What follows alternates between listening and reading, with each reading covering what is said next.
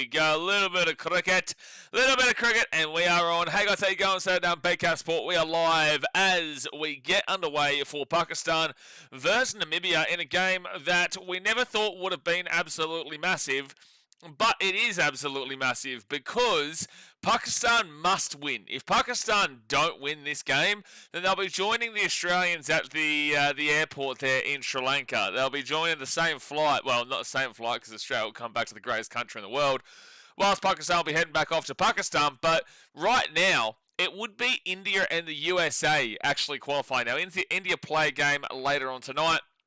They're going to win that game against the Netherlands, but also it doesn't really matter. They've already won 3 games. They're already through. But Pakistan, they haven't yet because they obviously lost to India. So they must win here today. It's not about net run rates or anything like that because they just need to win this. USA have already played all 4 of their games here. They'll be watching this with bated breath. They'll be having heart palpitations as they watch this game because they need a miracle from Namibia. And look, I don't think anybody really believes that Namibia are going to be able to get the job done here. But at the end of the day, it is exciting. Namibia come into this game from 15th position, whilst the Pakistanis come in from 6th position. And if we go back across the Namibia games so far, Namibia cricket, and we go fixtures. If we go back, they haven't been like completely awful. You know, at the end of the day, they have lost their games, but we all know how that India game went, where they actually put on a bit of a fight and were looking to give up 300 at one stage. Did actually keep India to 209, which is still a massive score, but there was positives to take from it. And then also when they were batting, there were some really good instances of their batting, but they just weren't going to chase down 209. I think they hadn't lost a wicket or had lost 1 wicket in the first 80 or so runs, and they got done all out for 116. And then when they played USA, USA did win by 31 runs, scoring 199. But like, it's just if you watch them of these games, they have been a little bit spicy at times. But again, I don't see them getting over the line here. They also lost the Netherlands by 7 wickets with 12 balls left. So we've got to hope for a miracle in regards to them competing. If there's going to be any shake-up here in this Group A shenanigans. Now, Pakistan coming into this game, their last one was against India, and they got absolutely smacked up by Daddy India in that one. India won by 61 runs, 175 for 7 is what India got, and Pakistan could only get to 114. They just really struggled there. That was in Colombo. That was at It was at Arpamadasar Stadium, whilst this game, I think, is also here, is it? No, it's at Sinhalese. It's Sinhalese, so better for batting, which I feel like you definitely prefer if you are the Namibians there, going to Arpamadasar, because they're both in Colombo. Going to Arpamadasar probably would have been the absolute death of you, but, you know, the Pakistanis, they just got over the line against the Netherlands. That game now looks like it was absolutely gigantic, because if they had have lost that game to the Netherlands in the first game, then they would currently be sitting on 2 points. Netherlands actually would be equal with the USA. They would not be above them though due to the net run rate, but they would the Pakistanis would be currently on 2 points, and their net run rate is minus 0.403, whilst USA's net run rate is plus 0.788. So that means that Pakistan would have needed to turn around a pretty significant net run rate. Like, it wouldn't have been too impactful overall with the loss, but it would have been even lower. And the point of the matter is that now their comeback in that game, the way they were able to fight and get over the line, has proved so crucial here. It has proved a ridiculous amount crucial to their group. Otherwise, they'd be not done, but they would be needing a very, very big win here to get back over the line. But they are walking out of the field now. Pakistan have elected to elected to bat. They won the toss, elected to bat, and they want to set the precedent here. This is Sinhalese. Like I said, this is more of a batting stadium than it is a bowling stadium. They're pretty confident in their bowlers. They are, but in regards to their batting, look, Fahib Zada, geez, I can't think of his last name right now. Give me 1 second here. He's been very good in this tournament so far. Sahib Zada Farhan. I was getting the F confused there. He's been very, very good in this tournament. Did get out for a 0 against India, though, which was really, really poor from him. They need to rely upon him and Sam Ayub. Honestly, they don't need to rely on anybody here. They're just going to play their regular cricket. They should be able to get over the line here. They should be able to win. But if they do not win, then the Americans would be qualifying against all odds. And look, realistically, it's been embarrassing from Australia's standpoint. It has been. It's been a pathetic tournament. But if Pakistan don't qualify from this group, I feel like that would be worse than not qualifying from the other group, because they absolutely should be breezing through this group with the USA, Netherlands, and also Namibia. Obviously, India was the tough one there, but surely they win this game well. Surely they do the job here and just absolutely slap it down. So, guys, obviously hit that like button, subscribe if you're new around here. We didn't do any cricket yesterday, and we're probably not going to do that India versus Netherlands game tonight. There's not really much going on right now because we kind of already know everybody who's going through, except for this group in this game. The Sri Lanka and Zimbabweans are already through in Group C. West Indies and England are already through, and South Africa and New Zealand are already through Group D. So that's why we're kind of skipping a couple of games here, because they just don't really have any impact overall. And with that rain out yesterday between Zimbabwe and Ireland, it meant that group is completely locked up now. But the first ball coming up here from the Namibians, and it will be a single, maybe two. No, it will just be a single to start off there for Farhan. All right. Let's get this open. Let's get that done. Beautiful. Sean, I get around you. Chuck says, thought I'd say hi before going to sleep. Disappointed with the Ireland-Zimbabwe rain yesterday. Did want the Aussies to go through. Never mind. Look, at the end of the day, Australia didn't deserve to go through, mate. They've had such a pitiful tournament here where they just didn't treat it seriously. And they never do treat T20 seriously, besides that 2021 when we got the job done. And it's disappointing because as Australians, obviously, we expect the best out of our team, and we didn't get anywhere close to the best over this last month or so. So look, I didn't actually want Ireland to win that game because I didn't feel like we deserved to get there on the back of somebody else losing. If we don't get there on the back of our own quality, and we don't get there on the back of our own performances, then I don't want to be there. I really do think that Zimbabwe have earned their right to be there in that Super 8, and then also the same thing with Sri Lanka, because we just weren't good enough, mate. You know, you just have to respect when you get done over, and we've won plenty before. You know, people quickly forget that when they're coming in with the slander, but we've won plenty before in all different formats. We've got the most trophies across everything, and sometimes you just need to know when you get beat, and we did get beat. So, no, I wasn't a big fan of good bowl there. That's going to be a dot ball. So we're 3 bowls down, and it will be 1 for 0. So yeah, no, I've got a little bit of a different mindset there. But like, had we got there, great. I would have enjoyed streaming it, and I would have enjoyed watching on the Aussies play. But obviously not to be. And no, it's just disappointing from Australia's and nothing to do with yesterday's game. Langan says, oh yeah, get around the Aussies. Yeah, disappointing. Scott says, Pakistan should win, but these are the games they tend to lose. Well, if this is the game they tend to lose, they would be out. They must win this game. It is a must win from Pakistan. A must win. If they do not win this game, they are out, and the Americans would be getting the most unlikely of progressions through, and you'd see a Donald Trump post for sure. But America would then play, I think it's Sri Lanka, England, and New Zealand, if I'm not mistaken. I think that's that other Super 8 group there. But let me know what you guys think Pakistan do need to get as a total. That's a good shot, but probably only going to be the 2 there. Good fielding as well. I think realistically, they should be very confident in themselves even getting a 130, 150 kind of deal. That's how good their bowling should be. But yeah, surely they don't lose this game, surely.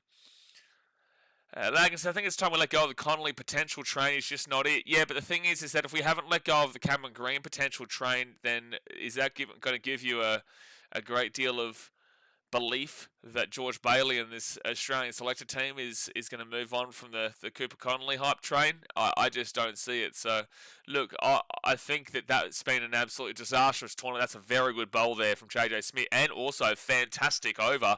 Only the 3 runs off the over after just 1.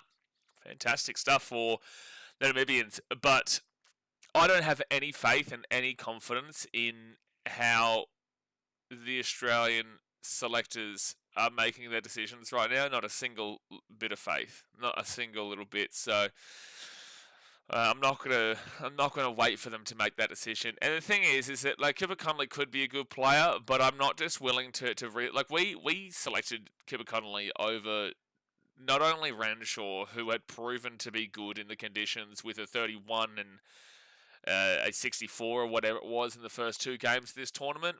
He was our clear best batter in the game against Zimbabwe, and they decided to get rid of him for a guy who'd done nothing. He'd gotten 8 runs in the tournament so far, and then to not select Steve Smith is just mind-blowing, and everyone knows that. So I don't have any faith in them whatsoever, mate. Not whatsoever. Erasmus, you'll come in for a bowl for the second over. I'm going to predict that Pakistan do make this interesting, and they get out for like a 140. I reckon they'll make it interesting with a 140, 150, but they'll still surely just get over the line. That will go through, and that should go for a 4. It will go for a 4 for Sahibzada Farhan. It will go for a 4. So yeah, I'm just trying to figure out what games we do for the rest of the group stage. There's only 2 more days left of the group stage after this. And tomorrow we have West Indies, Italy, Sri Lanka, Zimbabwe, and Afghanistan, Canada. I may do Sri Lanka, Zimbabwe for a bit of fun, just to watch it, because it should be a good one. That'll be a dot ball. And then I'll do Australia versus Oman, but geez, I won't like watching it. I won't like watching it, that's for sure.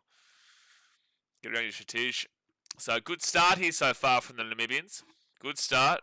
I feel like if they want any chance to win this game, they would have to keep them, honestly, to like 120, which I just don't see happening. They would have to keep them down there. I don't think they're bowling. Oh, man, I don't think they're... Well, look, their batting is okay, and their bowling is okay. They're not awful at it. As we've seen here, it's a great start. Only 8 runs through 1.3 on a batting surface. I just don't see a world that they get this. If they do, it'd just be insane. That's up in the air, that's up in the air, that's up in the air! Oh my gosh, just over the fielder. It's just going to be a single. Yeah, just a single there. But wow. Saeem Ayub nearly just got done on 2 runs. Just went over the top. Just went over the top of the fielder there. That is so lucky from Saeem. Scott says, do you see massive changes after not qualifying for Australia? Australia never takes T20 seriously, mate. We always see the pinnacle of this sport being Test cricket, and I believe 100% that is the truth. But this Australian selected team had the opportunity. They had the opportunity to whoa, that's a great ball. That's a cracker ball. That'll be a dot ball. They had the opportunity already and they didn't. So, look, the next World Cup for the T20 won't be for another 2 years. Hopefully we adjust ourselves, or if we go with a similar team. I know Glenn Maxwell won't play it again. But, you know, hopefully if they are so heavy on Cooper Connolly, I guarantee you we see Cameron Green in that tournament in 2 years' time, regardless of anything. I guarantee it. I 100% guarantee it. That's going to be another dot ball here. So another good over. 2 overs down. They're not even at 10 yet. 2 overs down, and they're not even at 10 yet. And he's all the guys to the Aussies are gone. Yeah, no shit, Sherlock. Thank you for the update. We've been watching this tournament so far. I am Australian, and I'm very, very well aware, mate. We've literally just been talking about it for the last 5 minutes, so thank you for the Sherlock Holmes comment there. Shatish says, I would suggest you to stream West Indies versus Italy. I feel it could be a very exciting game. No, look, it doesn't really have anything on about it. I'm probably, just going to do that Sri Lanka-Zimbabwe game tomorrow, and then I'll do the Australia-Oman game on Friday, plus a couple of NRL games, and then I'll be live for every finals game. Every single finals game I'll be live for. Super 8 and the semi-finals and the final. Ahmed says, it's really tough for you as an Aussie fan, especially when team is out in such a way. We also went through a similar situation in 2021 T20 World Cup. Yeah, look, it's not our primetime format, mate. That's a good shot there from Saeem Ayub, and he'll get a 4. That'll be a 4, so he'll be on 13 after 2.1. It's not our format, mate. You know, we have 1 World Cup. England, West Indies, and India all have 2 World Cups. Whilst if we talk ODI and Test cricket, then obviously it's a very different story there. Unfortunately, you just never get the same kind of... That's why 2021 was so surprising for Australia to win it, because you just don't see the same care factor from Australia. And as an actual cricket fan who just enjoys all formats, obviously my main is still Test and then probably ODI, but you know, you still want to see your team putting on a good show, and unfortunately this has just not been a good show. Ahmed says Oz had a chance tomorrow if there wasn't rain in. Yeah, but no, Ireland weren't winning that game against Zimbabwe. And also, I don't want it. I don't want it. They don't deserve it. They don't deserve it. I don't want to make it on the back of somebody else losing. New Zealand guy, what's your purpose here? Like, what are you trying to achieve at the moment, New Zealand guy? What are you trying to achieve here, mate?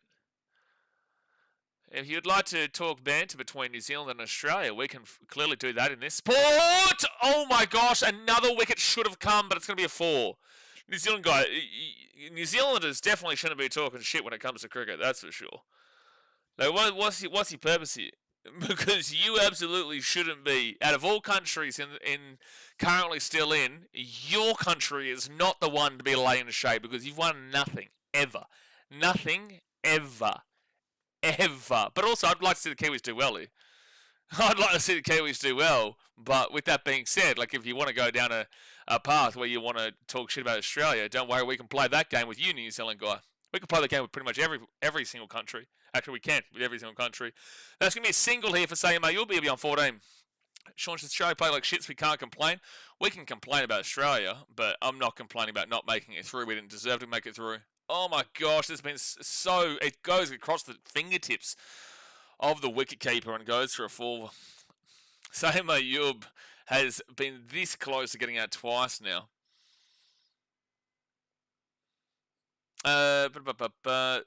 Seb retracted his message. I'm not even too sure what this was. No, it was a long message. What was it? I'm going to tell you for 10 seconds. I want to see it. Here we go. Oh.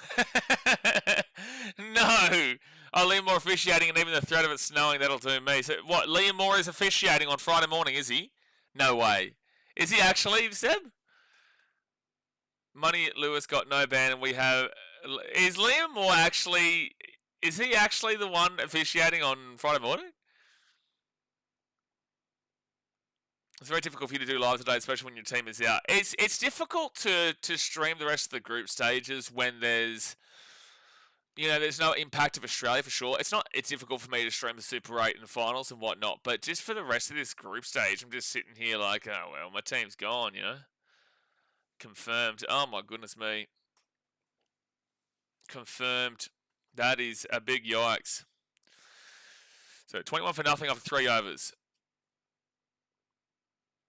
Saeem Ayub on 13. Farhan is on 7.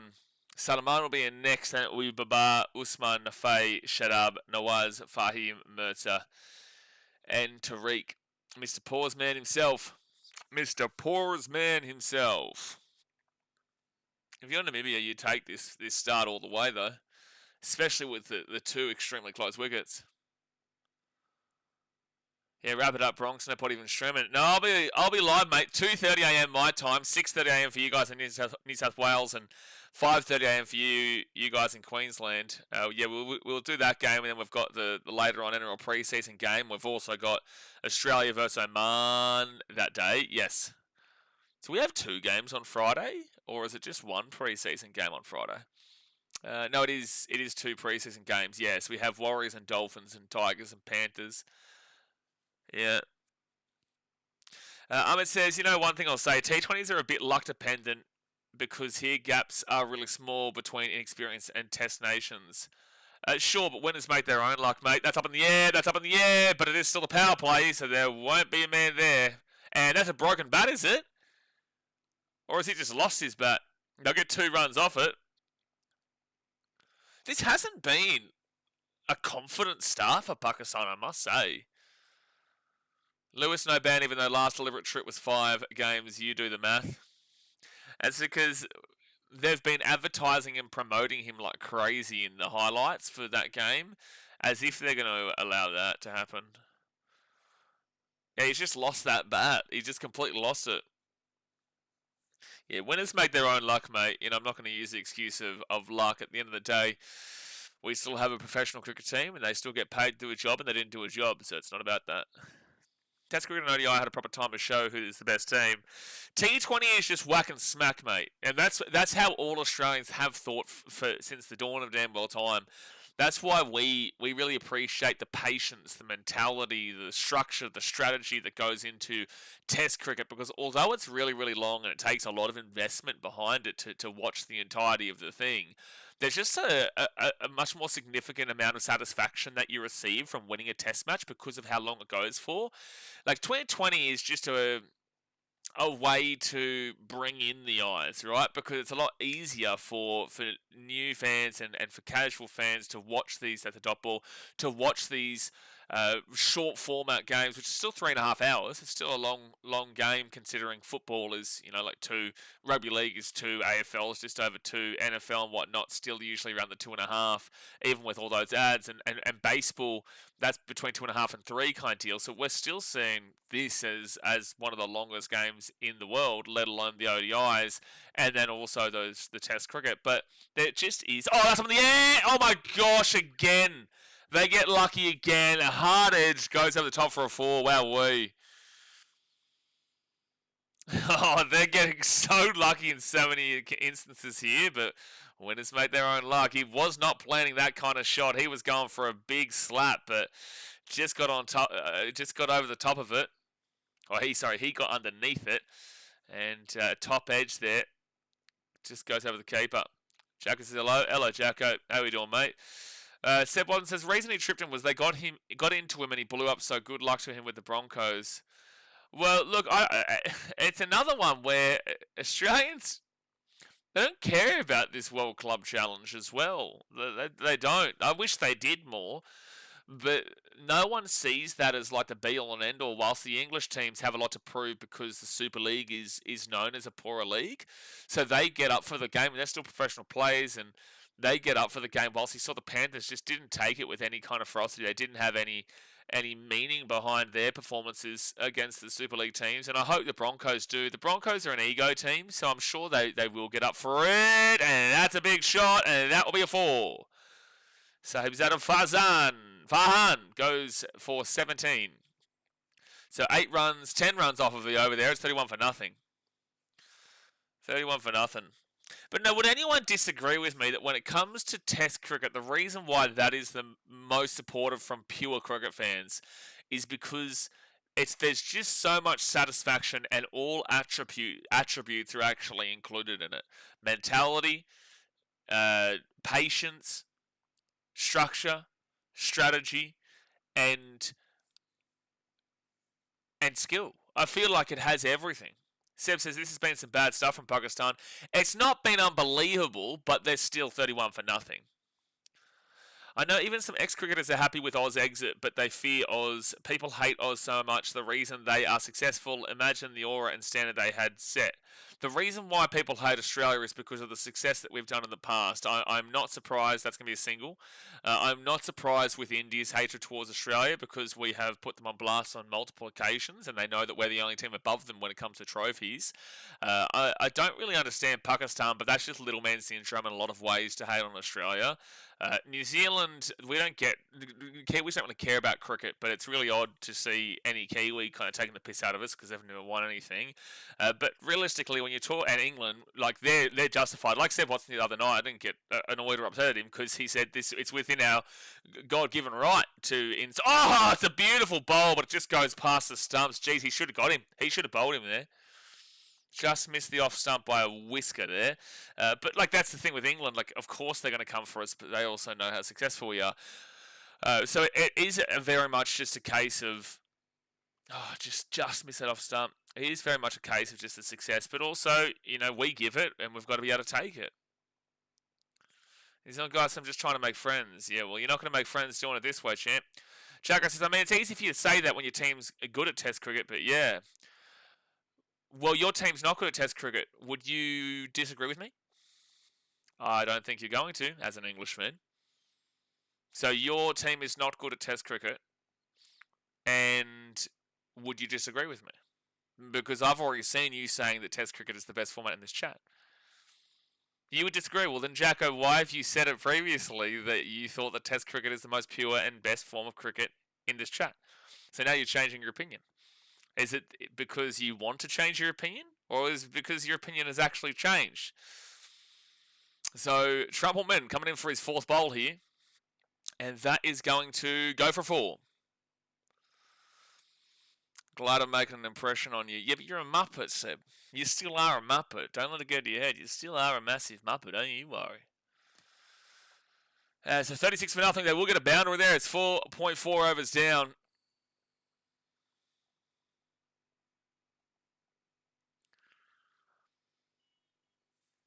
So that is... it's still good, though. Ahmed says, well, even the comment which... Okay, well, we're going to kind of move off of this because I can see the trajectory with those comments. But we'll move on to that. Dasmate says, so I'm a newbie to NRL. Oh, here we go. That's going to be smack for 4 from Zahib Zada Farhan. I am interested in your reply, though, Jacko, because I'd love to see how you twist this. I'd love to see how you twist this. That's a 4. Watching my team get slapped for 5 days isn't the greatest watch. Daz, I'll read your comment in a second.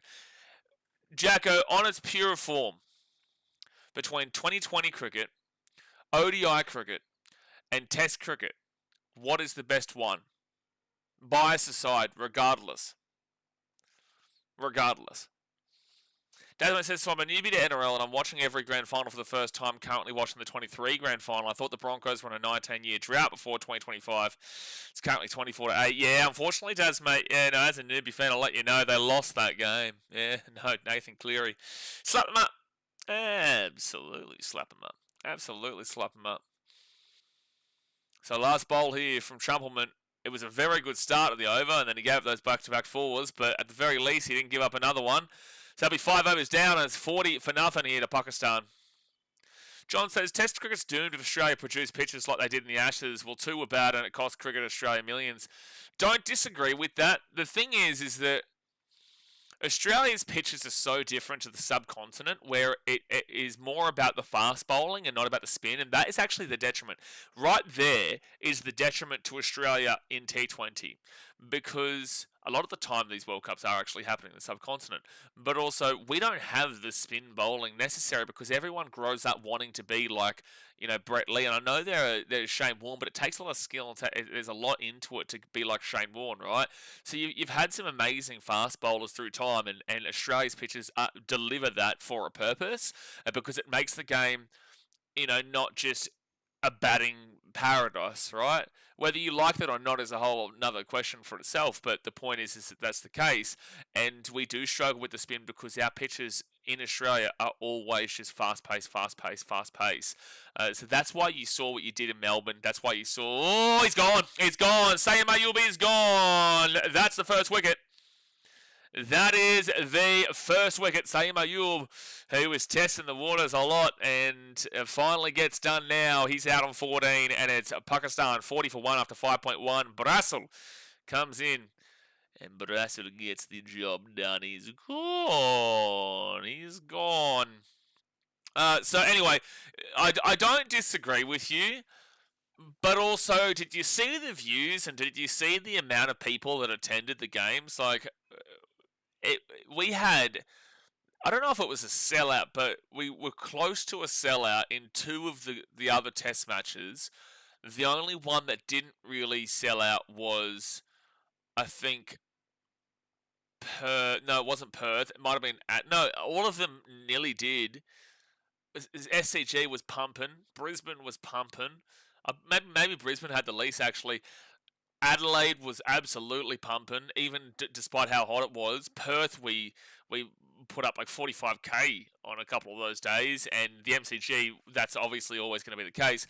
Test cricket won't die in Australia, but it definitely can die elsewhere. It definitely can. Tucker says it's a tough one. Test is the most traditional and challenging, but T20 has branched out a lot more variety of competitive teams.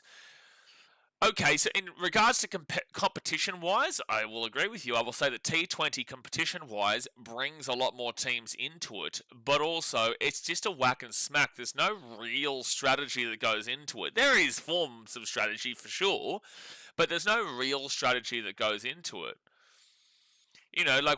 When this is the difference. This is why when you say it's easy for Australians to say this when you're good at Test cricket. Well, we won the T20 World Cup in 2021, and not a single person gave a shit. Like me, sure, and other pure cricket Australian fans, sure, but the country, no one in Australia really cared that we won an entire World Cup. Because, but if you had, like, say, you can't possibly do this, but an equivalent of a short format World Cup in Test cricket, everyone would know about it. Everyone would talk about it if it was during our summer kind of deal. So it's not just about the fact that it's not just about that we are good at it, because we have won the T20 World Cup and no one really cared. And the ODI World Cup, people didn't really know about it. Like, ultimately, it's not massive, but more people knew and cared about that when we won it than they did when we won the T20 World Cup. So it's not necessarily about that. John says, I'll say England's batsmen didn't help either. It didn't, because they play a very different style. I don't think that Test cricket will ever die based off of the culture. Like, fathers are always still bringing in their children up watching the Boxing Day Test. Everyone's still watching that, so it's a pastime there. Then they will grow up and then they will show their sons and watch that. I don't think that Test cricket will die in Australia, especially when they are successful and they never go down. If you take them off the pedestal, if you take them down off the pedestal, which no one's been able to do yet, but if you can do that on a consistent level, that's going to be a massive inside edge chop, and that'll be a dot ball. Salman Aliaga, he's in. I'm sure you'll watch the 2024 Grand Final, Daz. 2024 Grand Final? What, Panther Storm? Why? Why? Oh, 2004 Grand Final. Sorry, I don't know where I saw the 2 there. Maybe just my brain saw the 2 at the beginning. Next bowl here from Brassel. And that is going to be a 4. That will be a 4 for Salman. It'll be 44 for 1. Not been an impressive starting for Pakistan, but at the very least, they're still moving along. Still moving along. Yeah, look, watching your team get slapped for 5 days isn't great, but you still respect the sport itself. You still respect what you are watching and how much actually goes into it. That's what happened to the Wobblies. Yeah, it's a good point. Yeah, when the Wallabies, that was our national sport. Well, it was a tough one between the Wallabies and it's a tough one between the Wallabies and Australian cricket. That's another. No, it's just going to be a single there. Maybe two. He didn't attack that one. I think he could have actually gone at that and maybe tried to get a grab there. A nice little catch. They didn't get it. Yeah, Wallabies were absolutely massive back before the mid-2000s. But then, yeah, no, it just fell off the wagon. What would you say, actually, for the older generation here, for lads in their 50s plus, what was bigger? Australia cricket or the Wallabies back then? I feel like that's a really close discussion. Maybe 2 runs here? No, just a single. Good fielding. Jacko says Wolves to put 3 past Arsenal. Oh, yeah, that's up today or tomorrow. Oh, mate, please, Wolves, make this real interesting. You'll scare the shit. If Wolves win that, you will scare the living shit out of Arsenal fans. You would terrify them, bro. It would be scenes. Oh, I saw a video the other day of some idiot saying that if Arsenal win the league this year, Gabriel Jesus will be top 5 strikers of all time. Not just Arsenal, but just all time. They're just insane. They just are. We play Newcastle, though, so that's a tough game, but at least it's at the Etihad. But Arsenal have a couple of tough games coming up. They've got Chelsea, and then they've got, I think, Tottenham or something, don't they? No, Chelsea, then Brighton away, and then they have Everton, who are fighting relegation right now. Yeah.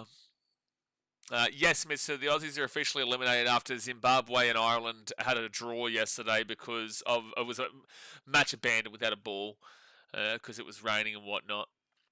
Because it was raining.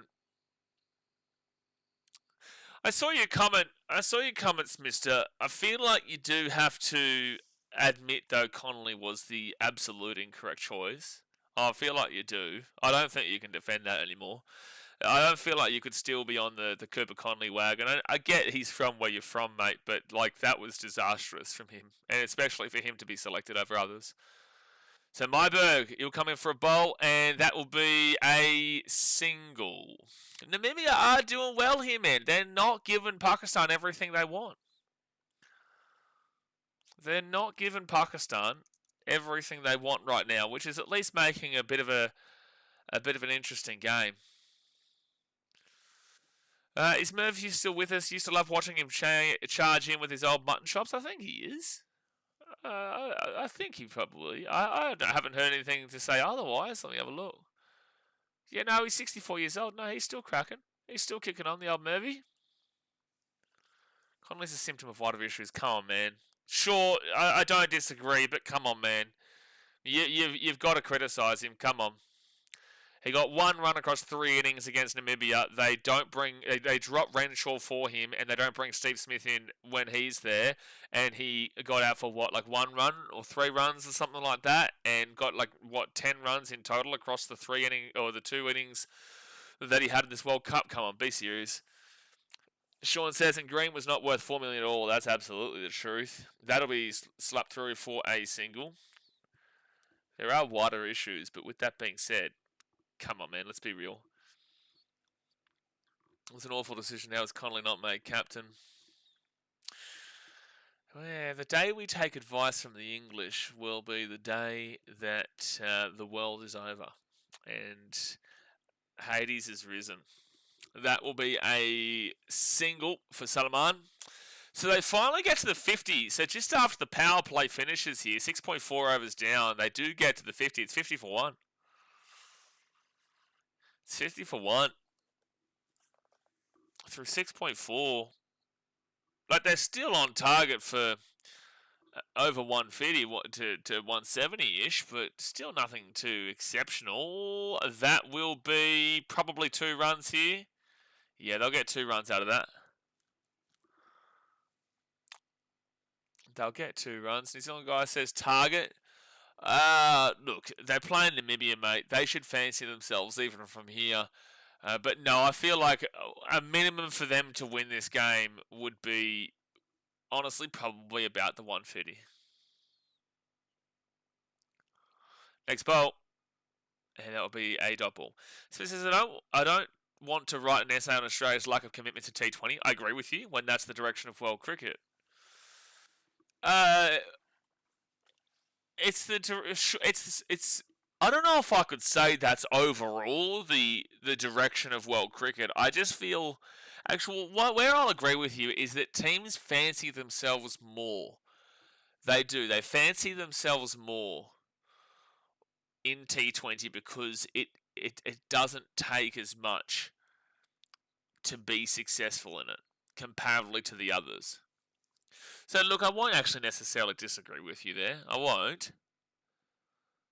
But also, I don't actually think that... I think if India actually was able to be a lot more dominant in the 5-day test cricket, I feel like they would have actually gone more that direction, but they just can't figure out how to, beat teams like Australia on a consistent level.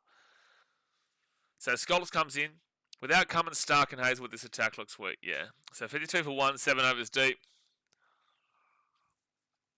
7 overs deep, 7.43 on the run rate, and that will be a dot ball. That will be a dot ball. No, they're still fine here.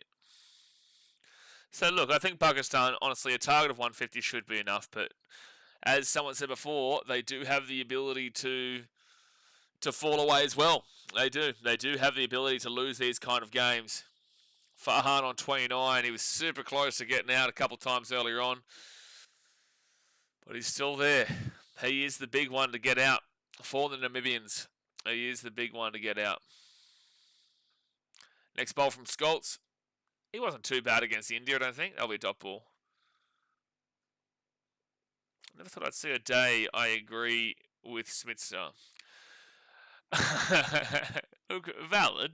Again, I'm not disagreeing with the take that that's the direction of world cricket, but also the reason why it's a direction of world cricket is because they can't compete with Australia on the biggest level on a long-term basis. So, like, I'll agree with it, but I also think that it's a shot by agreeing with it. I think that you can also thus say that it realistically is more to do with the fact that they're admitting they're just not that good at the other formats on a consistent basis. And that'll be a single for Salman. Oh, but I would like to. I think, you know what? This World Cup might be interesting. The ramifications for this might be interesting because I'm pretty certain the next World Cup in 2 years is actually back in Australia.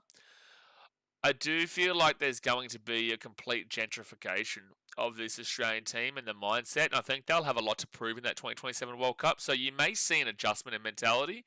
You may.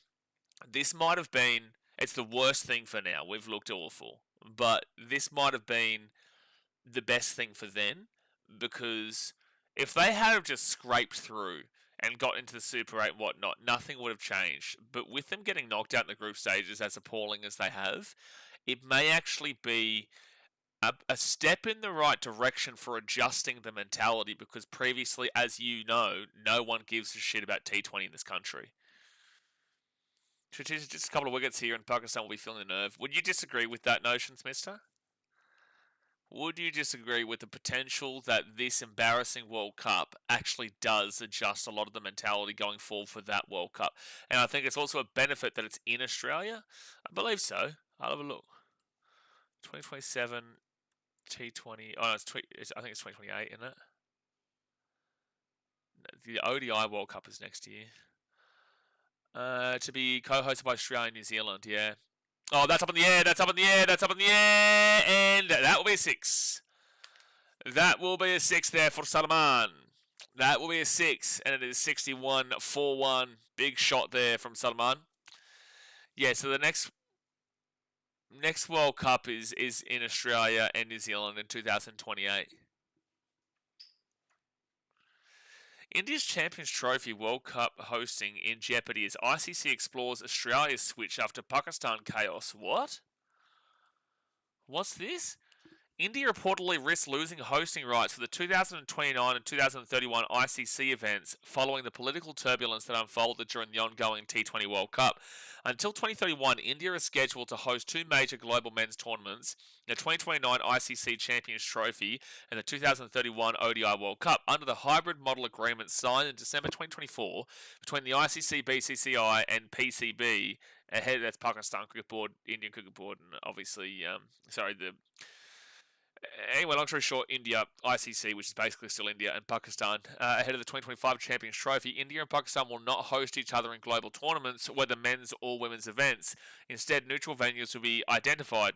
Dubai hosted all of India's matches during last year's Champions Trophy, where the Pakistan Cricket Board were the official host, while Sri Lanka was added as a co-host when the BCCI staged the T20 World Cup this year. Damn, okay, so India needs to start rectifying with themselves, otherwise they're going to lose the hosting rights.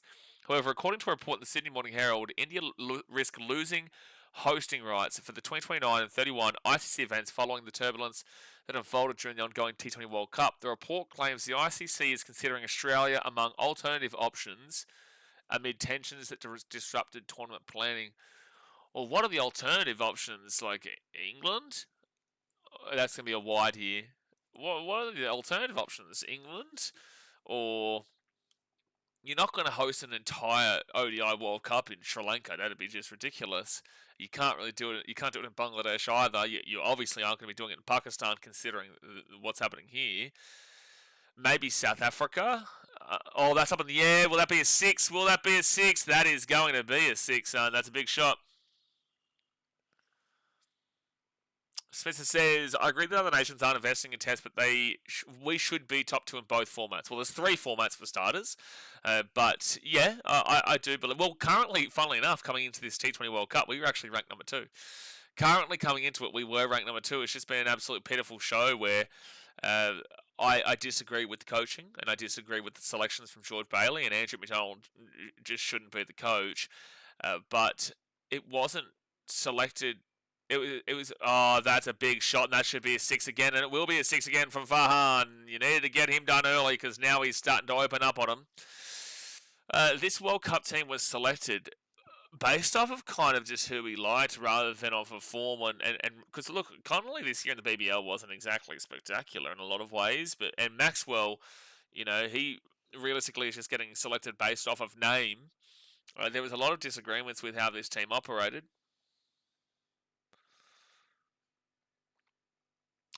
But funnily enough, we were actually top 2 coming into this World Cup. Next bowl here, and Farhan will really chop onto that. Oh no, has he injured himself here? Oh no. God bless him. What's happening here? Oh no, he's really grabbing at something here. This isn't looking fantastic here for Farhan. 77 for 1 through 9 overs, and he is grabbing at his knee area / hamstring area. No, he's grabbing at his knee area. That is not good. Maybe he's twisted his knee. It was a pretty brutal. He came down pretty brutally on it. Yeah, just as he's turning his body with the shot, he kind of tries to turn back around, and then just has an injury. Omar says, sure, it is a little about the other teams not being as competitive in a long format, but you could say that with Australia too. They've gone against the grain of other teams. Australia have gone against the... I would like you to explain this. Well, fair enough in regards to your opinion, but what are you suggesting? Are you saying that Australia have gone against the grain of other teams for Test cricket? I wouldn't say so. I think they've been pretty consistent with their mindset there throughout time. I don't know if there's been any intention to go against other nations. It's maybe just a suggestion. Well, it's not just maybe, but you could suggest they haven't followed through with the rest of them. But I don't feel like, if this is what you're saying, I don't feel like Australia has made an intentional push to go against these other nations, and it's just kind of fallen that way, because it's not like Australia have ever adjusted their mindset. It's been a consistent basis throughout the entirety of time in regards to cricketing history. Earlier today, we did see South Africa get a big win over the UAE. We knew that was coming. South Africa win by 6 wickets. So, yeah, if you're saying what I think you're saying, then that was the reply that I'd have for that. But if it's something else, then please explain what you're trying to suggest. Run rate right now is at 8.56. They are looking around that 171.80. But this is a big loss here. If Farhan can't come back on, this is a big loss of a batter, because he was really starting to open up on him. Later on tonight in Ahmedabad, India versus the Netherlands. I won't be live for it. The next game I'll be live for will be tomorrow's game between Sri Lanka and the West Indies. Not Sri Lanka and the West Indies, Sri Lanka and Zimbabwe. And we will be live, unfortunately, for Australia versus Oman, but we will not miss a single Super 8 game or the semi-finals, the final. Next bowl from Scholz. And that'll be a single for Salaman. So Farhan is up. No, it's going to be, we'll just be a single. It's good to see that Farhan is up and running again. Everyone wants to beat Oz in a clean game, of course. Of course. I was right with your point. Okay. So what would you say in response to what I said? Would you agree or disagree with it? 9.1 overs down. Scholz with his second bowl of the over, and that should be 2? No, just a single. Good feeling again. As long as you keep him under the 200, you'll take a positive out of it in Namibia. Like, at the end of the day, you should not be winning this game. Their spin bowling is just too good, Pakistan. Not necessarily against India, as we found out, but against other teams. Their spin bowling should just be good. But Netherlands did give it a good crack. It'd be nice to see this actually be an exciting finish, an exciting game, though. Considering what's on the line. Wowee, that was a... Oh, yeah, it's a wide. It's actually a pretty good bowl. But will we end up being a wide? So 80 for 1 through 9.2. Am I staying in a B&B? Yeah, of course. That's what I always do. I find it much more consistent for internet. Hotels, you can't always rely upon the internet, whilst Airbnbs are usually someone's home where they will sort out like really strong internet. So that's why I stay in Airbnb. You know, I'm here in this Airbnb for another 6 days, and then I'm off to another one here in Ho Chi Minh for the next month before I head off to the Philippines for 5 weeks. That'll be 2 runs here. I wonder what's actually happened here with Farhan, because he's back up and running fine again. I don't know what's actually happened with him here. He's on 45, but it's great to see that it wasn't a serious injury. So 1-1 wide, 1-2. So that's 5 runs, 6 runs off the over with the wide, with 2 balls to go here. Skoltz will give up another single. You'll take singles all day. Actually, I changed the question for everyone. What do you feel Namibia will fancy themselves at? What score can Pakistan get to that Namibia will be like, we can actually probably go and win this? From here, a respectable total from an 84 for 1 perspective with 10.1 overs to go. What do you feel like Namibia would still fancy themselves? Oh, it's a good bowl, but it's going to be a leg by 1. So 85 for 1 is going to be... Have they called it? No, it's 84 for 1. With still 1 more ball to go. No, 85 for 1, I was going to say. So 1, 2, 3, 4, 5, 6, 7, 8 runs off the over with a wide. Which one's 170? Yeah, look, that's probably reasonable. Yeah, around the 170, 165, like she said and Shauna said. Omar says, yeah, against the grain was a bad choice of words. They've kept the same mentality, but I'm intrigued. Would you want your team to follow suit with T20? I don't think that I would say that I want them to follow suit with T20, but I would like them to care about it more. So I'll meet you in the middle there and say this was a disrespectful tournament on the format, on cricket, and definitely on the fans. It's been a really disrespectful tournament from Australia's perspective, because you've seen just the lack of attention and the lack of care, which is why I'm saying that it can actually benefit us for 2027, because hopefully they will have this whole gentrification and really fix up the entirety of this Australian team going forward with a better mindset. Up in the air, that will go away for a 4. Very lucky though, real hard edge up top on the top edge, but it will go away for a 4 there for Salman. So hopefully it works in our favour, but I wouldn't want to follow suit where we let go of Test cricket and let go of ODIs, which is what you're seeing from India, just to focus on T20. I wouldn't want to do that, but I would like to care more, because it's still Australia, and you don't want to see your team be embarrassed like they have in this tournament.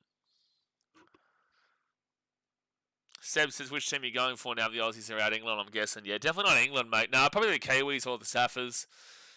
Kiwis or the Saffers is who I would like to see get up. They've never won it before. And also Zimbabwe, but they're not going to win. But also Zimbabwe, I'd like to see them go well, and they're going to be in the same group as India, South Africa, and the West Indies. So that's going to be a very interesting group for them. But if they can get it going... If they can get going, they're a super underrated team, man. They've still got their problems, but they're a super underrated team. They can bat, they can definitely bowl. So look, I'm a massive Zimbabwe fan, and then I'd go Saffers and New Zealand. No, England aren't there, Seb. I'd probably take England over a couple of teams, but yeah, I probably would. I'd probably take England over a couple of teams, but realistically, at the end of the day, I would definitely prefer a team like Zimbabwe or the West Indies or New Zealand or South Africa. Sri Lanka would be awesome. Sri Lanka would be really good to see, but they just won't be doing it unless they can see Pathum Nissanka do what he did against Australia on a consistent basis. That is shot through. That will just be 2 runs, though. It will be 2 runs. But I feel the onslaught would be coming now, and they will eventually get 200 plus. Well, yeah, they need to get Farhan out. They need to get Farhan out now.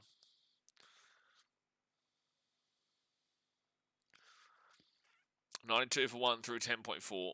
Salman's still fantastic as well, but you definitely need to get Farhan out sooner rather than later. Good fielding there. Probably a single. Did they get a single? No, dot ball. It's Nepal who missed out that day, otherwise Blaze would have been asking the same question. If Nepal had have won, if Nepal had have won that game, England wouldn't have gotten through. But also that's a what-if kind of scenario. But Seb Watson, I don't think he would have been getting behind the Aussies. Because he's a cat. He's a cat, that bloke. Good shot. That will go for just the two. No, good fielding again. It will be a single.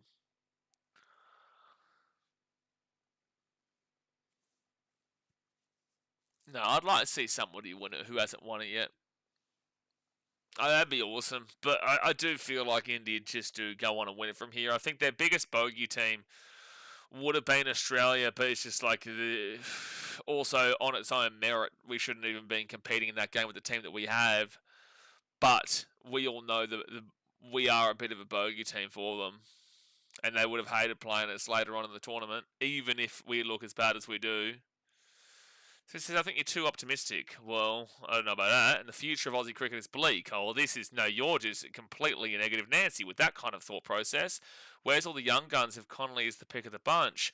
Okay, sure, but you've got a mindset right now like there's nothing that can change. Australia is just shit and there's nothing going forward. What kind of mindset is that? That's horrific. That's just completely down to the dumps. So what you're saying is that there is no way back for Australia. We'll never be successful again, and we are just shithouse completely. That's a horrific mindset to have. What are we basing this off of? One T20 tournament? Did you have this same thought process when we won 5 years ago? So you think that there is no possibility that Australia have any positive future going forward, and that I'm being too optimistic just because I think that Australia will at least attempt to change around what has been a individual disastrous tournament. Guys, Australia is still second on the T20 in the T20 ICC rankings. It's not like we are 10th. This has been a bad tournament. It's been bad selections. It's been bad choices. But like, now it's apparently that Australia just have no bright spots into the future and that we're just going to be completely shitouts. No, I completely and utterly disagree with that opinion. If you wanted to say that maybe it's a little bit optimistic, but you hope to be proven wrong kind of deal, that's fine. Because then you can have a negative mindset, but you hope to be proven wrong. But you've just like made a statement as if Australia cannot and will not ever be good at this format of cricket. Is what you just said. I just disagree with that on every single level. I can't agree with that. I feel like that's a horrific take, and I really do feel like you need to. I feel like you need a bit of optimism in your life. I feel like you do, because that's just horrific. Whilst you may have a point in regards to, okay, if Cooper Connolly is the top pick of the bunch, then what's that say for the rest of them? Yeah, but at the end of the day, no one really was thinking that Connolly should have been ultimately selected, besides you, mind you. So, like, you had all this hype on Cooper Connolly, you backed in Cooper Connolly, and now you're on the same wavelength as all of us. So, there's plenty of other players, actually, that people did suggest. I don't watch a lot of the youth development. I don't watch a lot of the younger grades. But at the end of the day, there are people out there who do watch those who have said that these were the wrong selections in regards to guys like Cooper Connolly. So just because I don't know all these youngsters in comparison doesn't mean that they don't exist. And just because you don't know them in comparison doesn't mean that they don't exist. But yet you've chosen to just think that we'll never be good at anything ever. Like, seriously?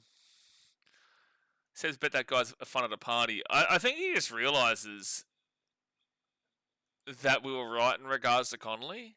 And now he's just trying to like double down on just it's all of Australia. I don't think that he wants to admit that he was incorrect on Cooper Connolly. So he wants to make out as if this is just an entire Australia problem and Cooper Connolly is just a suffering of the system kind of deal. But it's just not correct. It's just not correct. Jagger says, just want to correct you, third in the rankings. I said before the World Cup came on, we were second in the rankings. India were first. It's been updated. Go and have a look at when it was updated. We were in second, and now we're in third because of this tournament. So it's correcting me based off of now, but I didn't say now. I said going into this T20 World Cup, we were second, and we were. And even so, okay, after a disastrous World Cup so far, we are still in 3. We probably should go down even further, but at the end of the day, after an absolutely disastrous World Cup, we are still in third place. And New Zealand will, if they get through the Super 8, they'll go above us. South Africa, they're a good 15 points behind us. I don't know about that. Pakistan would have to win the whole World Cup to go above Australia. They'd have to win the whole thing, and West Indies no chance. So realistically, the lowest that we could fall is potentially the 5th, but that would take a monumental effort from New Zealand and South Africa. Kraken says every big team has been terrible at some point in this T20 World Cup. Australia's bad management ate his chances of qualifying. The thing is that I don't feel like Smith understands this. I don't disagree with that. This has been just a very, very poor management that's out from Salman. Salman is out here, 107 for 2. I'm not to find parties. I don't think so, Smith. So you got a very negative mindset in regards to what you just said. If you I feel like you're only saying that because you don't want to admit you're incorrect in regards to Connolly. But 107 for 2 through 12.1. It is being blown out of proportion. It is absolutely being blown out of proportion, Jacko. Jacko says, to be fair, most other teams have nearly played 30 more matches. What are you saying, though? Well, okay. What are you saying? That's a negative to Australia? Or are you saying that's a positive to Australia? I'm not too sure, because at the end of the day, that's all based off of points, and they're not as high on points. I don't understand your purpose behind that comment. At the end of the day, they are below it because they don't have the amount of points. If you've got more games, then that means that you should be getting more points, that you should be above if you're good enough. Surely that should be a negative against the other teams for not being above Australia than it is on Australia, if that's what you're saying. But it's like we have one awful, disastrous tournament, and now it's the end of the world, and we'll never be successful again. I won't cop that. There's no way. No, management has been awful, and the way that Australia has operated has been awful. No one is disagreeing with this. No one. People best saying not. It's just the same shit that we received during the Ashes in that first test, where, it was the first day. It was day 2 at lunch. England looked like they were going to win. Then Australia turned around and slapped them and won by the end of the day 2. But I remember we were fighting off people saying, like, Australia had done their shit, they're going to get clean sweep 5-0 in this series, blah, blah, blah, blah, blah. And it was from Aussies too, like, they were just really upset about the performance. And I got it, I understood it, but at the end of the day, it was day 2. That's going to be a good fall there from Nafay, who comes in and gets the boundary. A stream stuck? What do you mean? Close? I don't understand what you mean. Everything here is... Is stream stuck? I think this is YouTube. Because this has nothing to do with me.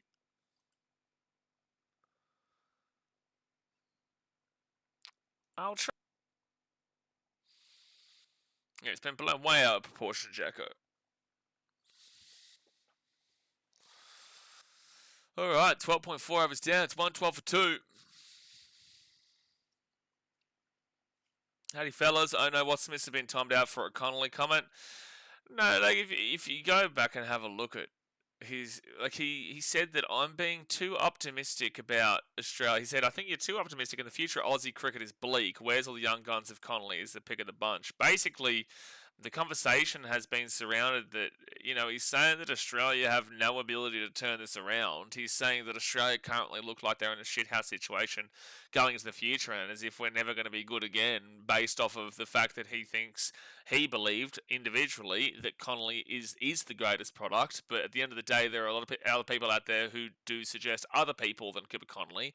But he does think that Cooper Connolly is the greatest invention since sliced bread, and just refuses to acknowledge that it wasn't the right decision to put him in this lineup, and it wasn't the right decision to have him in this team. I definitely will admit that I am optimistic in regards to the mentality and mindset that Australia will turn it around at any stage. I do. I genuinely believe in the country to adjust it and to gentrify the program and get it better so we don't get embarrassed in 2027 when it's in Australia, or 2028 when it's in Australia, this next T20 World Cup. There'll be 2 runs there, so it'll be 118 for 2. I genuinely will be optimistic in regards to that, and I don't think that's an off-case comment. I don't think it is. Why is this fraud Babara's arm still on the team? Well, he hasn't come in yet. He's dropped down even further here. He's dropped down even further at the moment.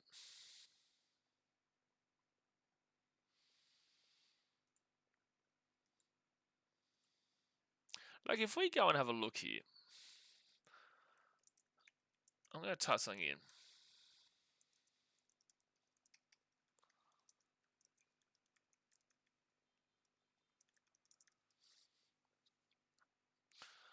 I'm going to Google this. Okay, so who are the top 10 highest product T20 cricketers in Australia right now? Who are the top 10 youngest highest product T20 cricketers right now? That could be out here, and he is out. Nafay is gone. 118 for 3 through 13.2. Nafay is gone. It is 118 for 3.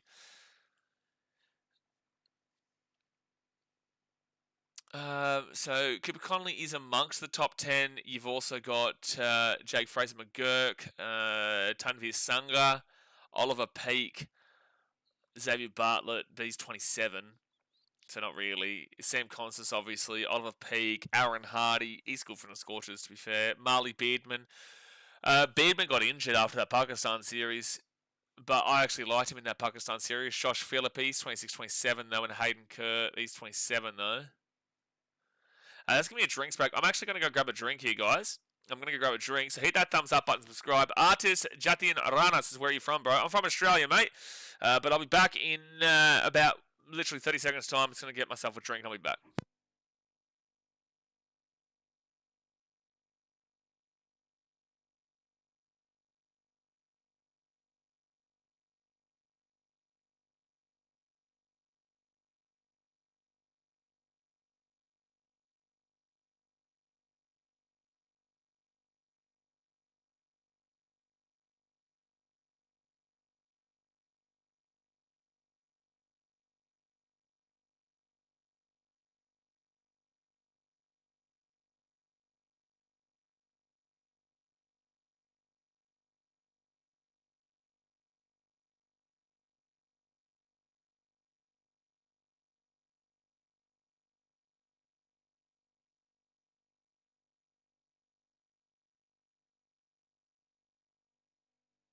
Alright, we're back. Massive fan of Namibia, am I? Massive fan. I like to see them compete today. Last World Cup he was supporting Uganda. Massive Uganda fan.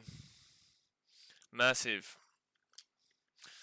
So 13.2 overs down. It's 118 for 3. Who do you support, Artist Jatin Rana? I'm going to take a guess, a wild guess here. I don't know if I want to play this game that you're about to probably suggest. I'm going to suggest that you are a massive Indian fan. How about that? Oh, he's an Indian. I was actually saying that, thinking that he was Pakistani, and I was saying Indian for that reason. Archer's let's play a game because I know what this game's probably going to be. But yeah, I thought he was probably going to be a Pakistan fan, and then I was going to call him Indian for that. So 8.85 on the run rate right now, but they've still got Farhan in. If you get Farhan out, Artist says my favourite teams are 1 Australia, 2 Australia, and 3 Australia. Well, that's good. Unfortunately, we're out, but that's very good to see that you're a big Australian fan, mate. That's very good. And there's also no such thing as 3 favourite teams.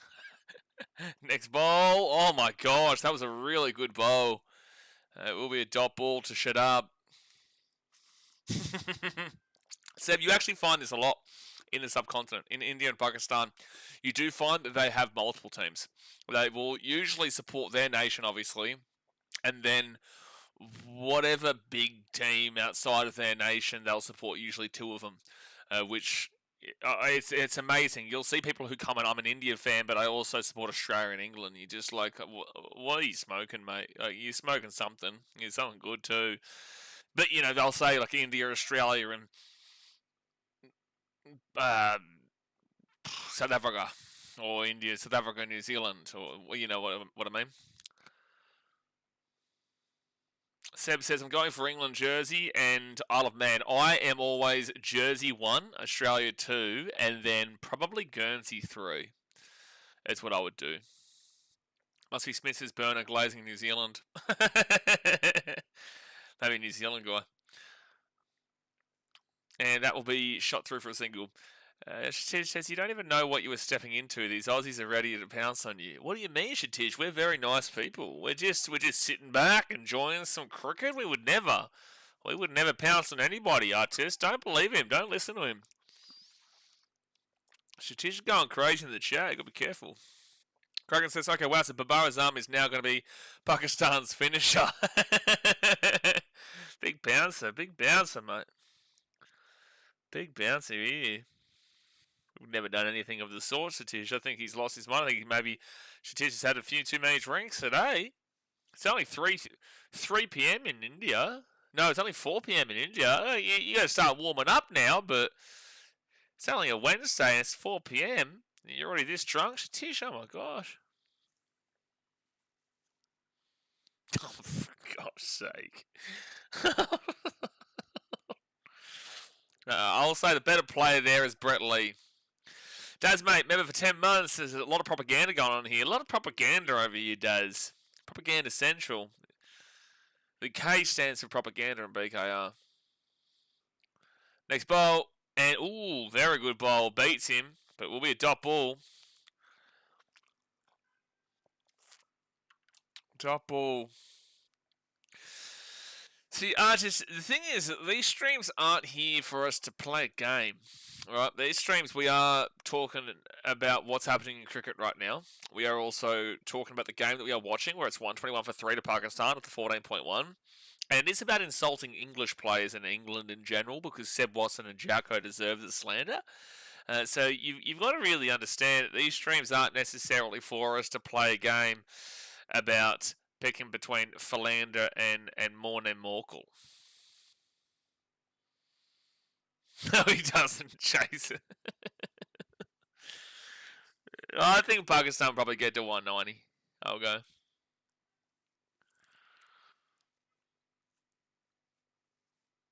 So that is going to be 2 dot balls here from this over, and that will be smacked through for a single. Yeah, just ignore Shatish. Shatish is losing his mind, mate. He don't know what he's talking about. If anything, we're making fun of you, Shatish. We're not making fun of Artist. Artist is one of our best followers here, mate. He's one of our best subscribers. You know, we would never, ever take the piss out of Artist. We take the piss out of you, though. Yeah, no, very different story there. So Farhan on 57, Shadab on 4. And it's 8.41 on the run rate. Next ball from Trumpelman. Swing. And that's smashed down the ground and will be a 4 for Farhan. Get into him. Yes, Artist, mate. He goes, Shatish, you think I care about a guy who was without a profile picture and a random ass name?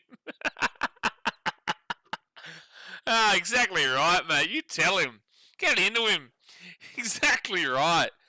Who do you think you are, Shatish? Who do you think you are, mate? We like him already. And that will be going over for a 4. Beautiful shot. Beautiful shot there from Sabizada Farhan. Daniel says, what's up, fellas? Get around you, Daniel.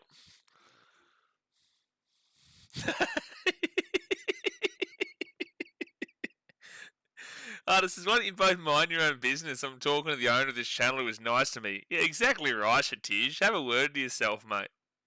Have a word to yourself. I'm a nice man. I'm a compassionate man. Shatish is just loading up a comment right now. I can see he hasn't replied yet. He's loading up a comment. You watch. So 14.50 is down. It's 130 for 3, and that'll be a single. I think Jay now respects Artist. I think he loves him. 15 overs down. It's 131 for 3.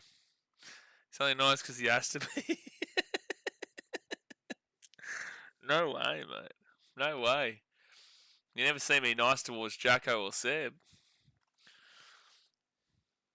Oh man, that was really funny. 5 overs to go. It's 131 for three. I'm backing in a. I'm still backing in a 190. If they have Farhan still here at the end after 20 overs, I'd still actually even potentially back in a 200. Not baiting. Genuine question: did the rained out game ban Oz? Is it mean Oz is out, or do they still have a chance? No. So the rained out game meant that Australia's out. But even if it had gone ahead, I wanted Zimbabwe to win. We don't deserve to be in there. We spoke about this a lot today. I don't feel like Australia deserved to be there at all. So that'll be a single. So no, I'm okay with it, mate. I'm content with it. I have too much respect in Australia's name to want to and need to rely upon other teams to lose for us to be successful. They're not touching 170 with two Erasmus overs waiting. It's a good point, to be fair. Like, no, they'll get 170, but it's a good point because Erasmus is a very good bowler. It's not a bad point. Jason, finally we get a better Indian chat than Shatij. She says these guys will now show you who the real artist is. I'm not that great of an artist, mate. I'm not exactly the most unbelievable artist. But I've been an artist in my time. Very big on the old artistry. Your selection points I agree with 100%. No idea why Smith hasn't played. Exactly. Chucker says, come on, we know that isn't true. You would have preferred the Aussies go through to see another Connolly masterclass. I want to time you out. That's what I want to do. That's what I would have preferred to do. If I had preferred anything in my life, it would have been to time you out for eternity. But you're lucky I'm a compassionate man, Jacko. You're lucky I allow you to have your opinion, but your opinion sucks. I hate your opinion. How about that? 4.2 overs to go. This is the owner of this channel temporarily being nice to you as a false sense of security. Oh, Smithster, don't you start. That's 4. Very nice, man. Since when you were watching cricket, bro? I have been watching cricket since I was born, mate. I've been watching cricket since I was born, and I was born in Lahore. So, no, look, I get around Australia, but obviously my birthplace of Pakistan is also where my heart is as well. So 4.1 overs to go here. It's 139 for three. And that will be a single for Farhan. He'll be on 73. So that'll be 4, 5, 6, 7, 8, and 9 runs off of the over. 4 overs to go. If they can get 10 runs and over, they get to 180. Shatish says the owner is baiting you into something I was baited to. Now that you have got a shovel in your hand, dig your own grave. We haven't said a single bad thing at all, Satish. Satish is delusional at this point. Satish, this is just a cricket channel, mate. We're just watching Pakistan take on Namibia. Exactly right. Satish is so negative, Jay. He's just so negative. He's just so silly. Another account which Bollywood actors use for their PR. I don't know why Smitster and Jacko and Satish are ganging up on me right now. I'm just trying to enjoy some cricket.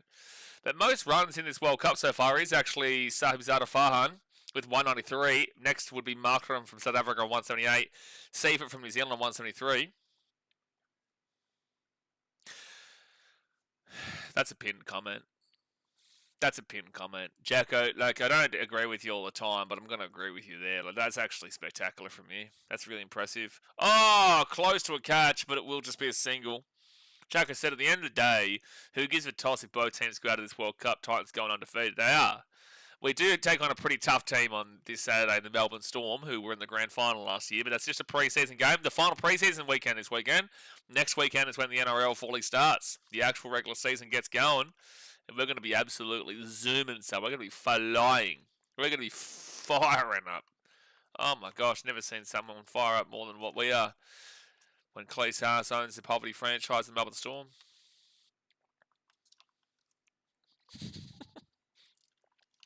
I said, Satish, he hasn't even said anything to me. He just said he is not here to play games. What are you heading into, man? I'm not going to invite him to my home. Yeah, get a grip of yourself, Satish. Would you just get a grip of yourself? A grip of yourself. Why aren't you inviting me to your home, bud? Oh, that's up in the air. And that is punch for a 6. Wow-wee. That is slap for a 6 there from Sahibzada Farhan. He's on 80. If they're going to open up now. They're going to open up. I'm backing in 190. I reckon they slap him for this last few overs. Realistically, probably more to the 180.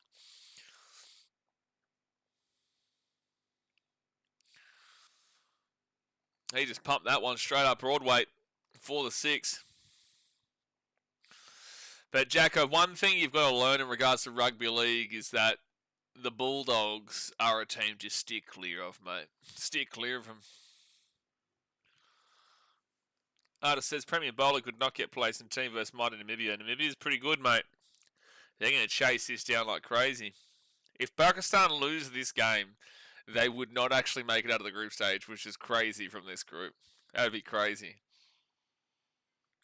That would be wild. 8.97 on the run rate, so they are still potentially around that 190. But Rasmus is a good bowler. Most sixes openings for Pakistan. Muhammad Rizwan, 76 innings, 92 sixes. Sahibzada Farhan, 40 innings, 60 sixes. He's that good.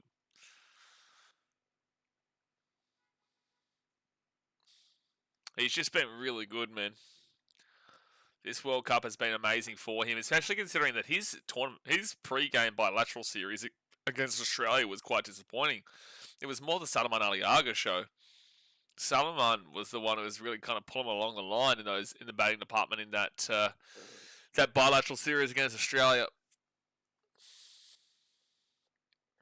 But in this World Cup, it's definitely been the Sahibzada Farhan show.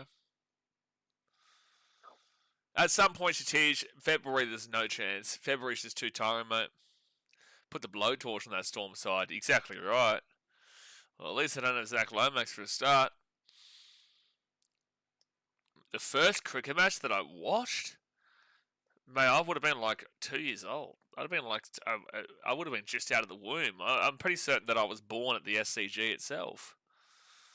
I think I was born as we saw Shane Warne, buddy, bowling a beauty. That's a 4. 4, Sahibzada. Fun. Kruggan says some team also not making it to the Super 8 from some group is also crazy and wild. Just saying. Some team also not making it to the Super 8 from some group is also crazy and wild. Just saying. Don't know what you're talking about, Kruggan. I think you got to start really having to think about what you're saying because that doesn't make sense. That'll be a single here. But see, it's actually, we're playing chess, you're playing checkers here. We got out because we know we would get embarrassed in the biggest stage of the Super 8s.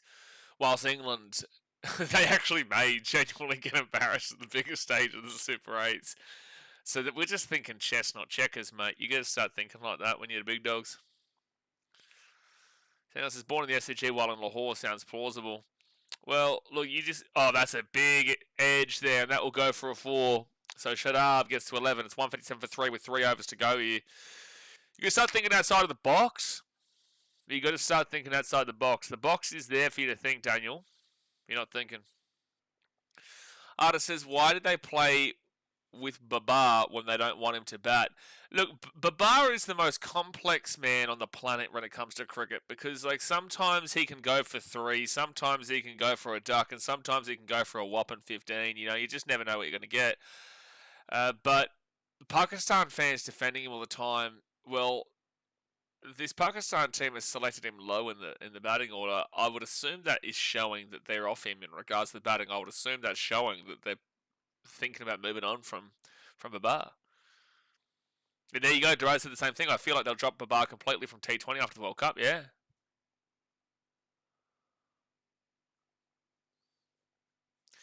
Artist says it's not Babar, it's Babar.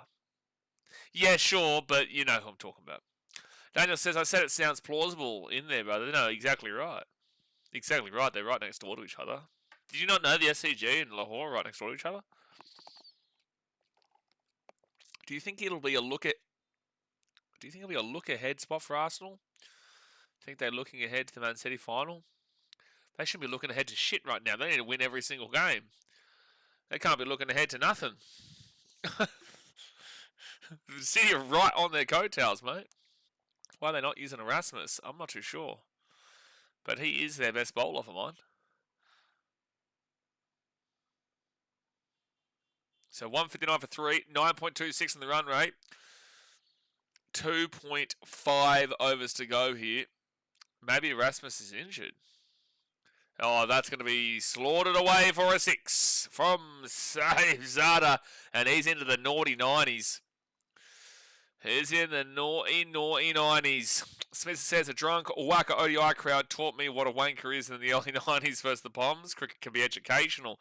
No, very educational. And you're talking about England too, so it's always educational to watch them. So they would have been pretty good back then, though, to be fair. Do I watch the IPL? I do rugby league and cricket, but I'll see how I go with IPL. We do all the internationals and whatnot here, but I'm not too sure if I'll be able to do the IPL as well.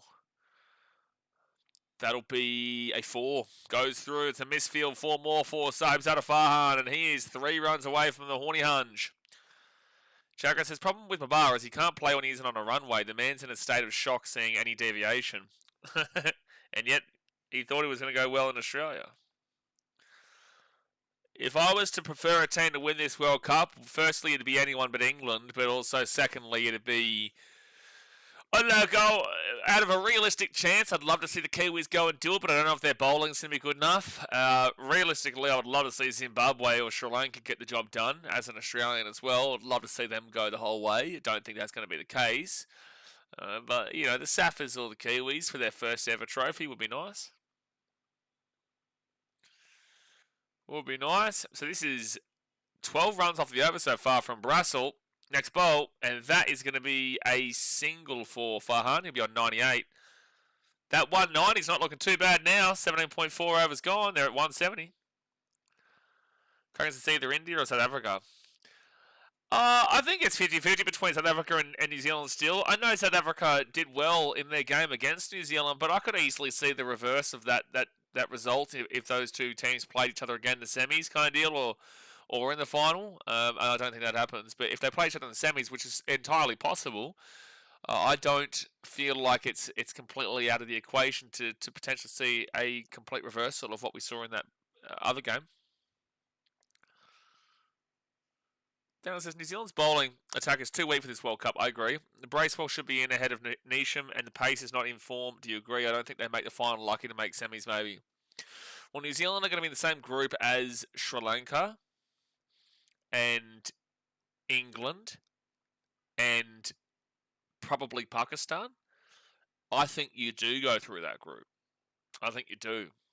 I think you are so dominant in the batting department that you should be able to definitely beat England. You should be able to beat Sri Lanka too. There's going to be a 6 there for Shadab, and they're on 176 for 3 with 2.1 overs to go. They could still get the 200 here. I do think you beat England. I think you should beat Sri Lanka, but that'll be tight. But I think you should. And I also feel like there is an entire possibility that you do beat Pakistan as well. I think you could clean sweep that group.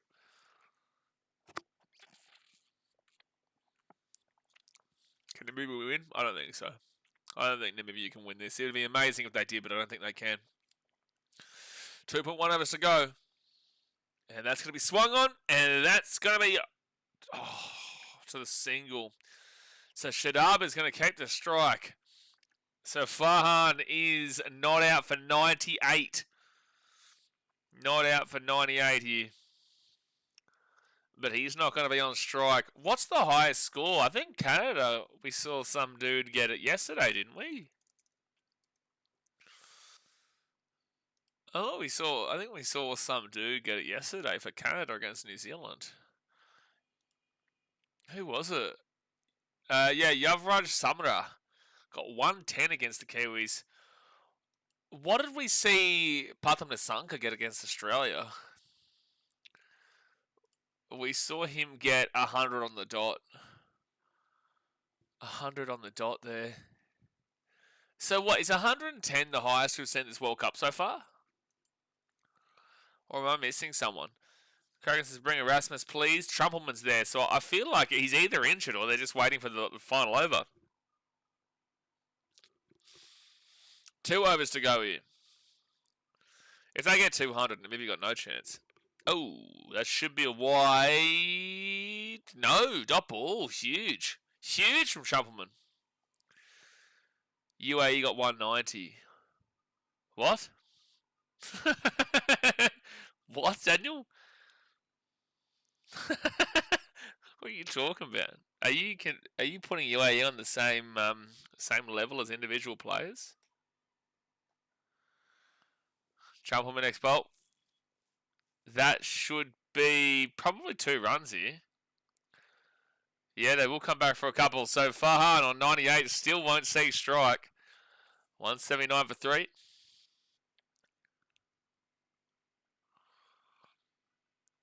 Actually, I asked the English fans, how confident are you of getting through a group with New Zealand, Pakistan, and Sri Lanka?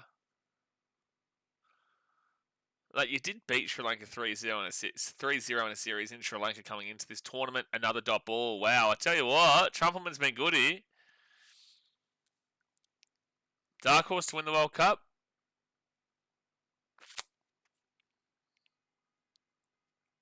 I'd still go New Zealand.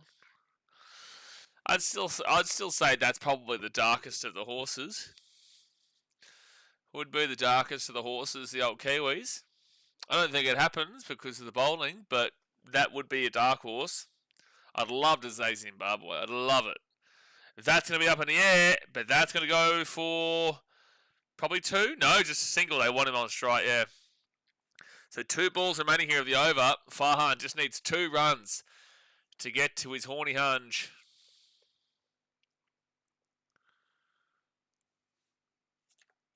Wait, what? Artist said, do you know this? Sahib Zada made a documentary on Asia Cup 3 sixes against Bumrah in a losing cause. So what? He lost the game, but he hit 3 sixes against Bumrah and made a whole documentary about it? Surely not. That's just going to be a single here for Farhan. So he'll be 99, and it's going to be shut up on strike. He made a whole documentary just because he hit 3 sixes off of Bumrah. Surely there's more to it. Surely there's more to a documentary with that. A 15-minute long documentary. That is the most embarrassing thing I've seen, and I'm an Australian fan. I've just seen Australia lose in this World Cup. That is horrific. He made a 15-minute long documentary just because he hit 3 sixes versus a bowler. What? And they lost. And they lost the game. That is so stupid. That is so stupid.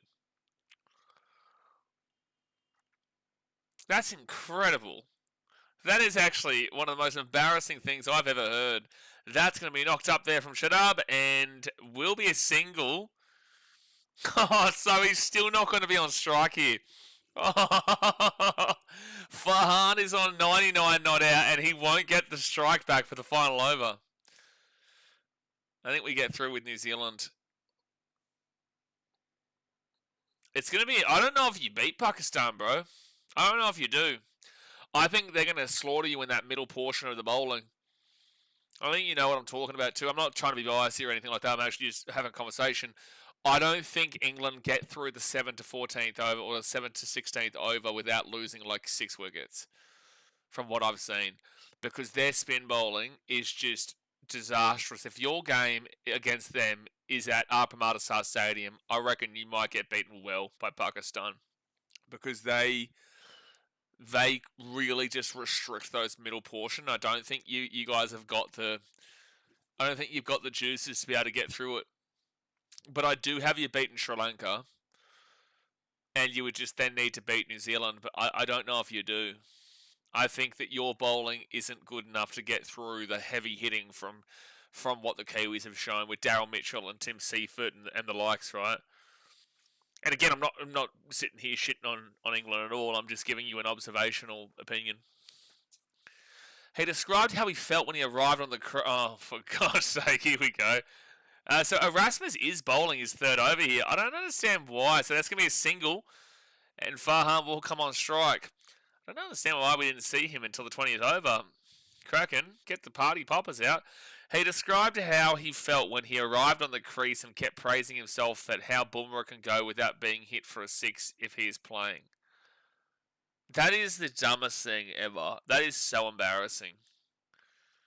And they will get a single there for Farhan. He will get on 100. Well done. Great knock. It's just against Namibia, but also still great knock there. Sahib's out of Farhan. Will get the horny hunch.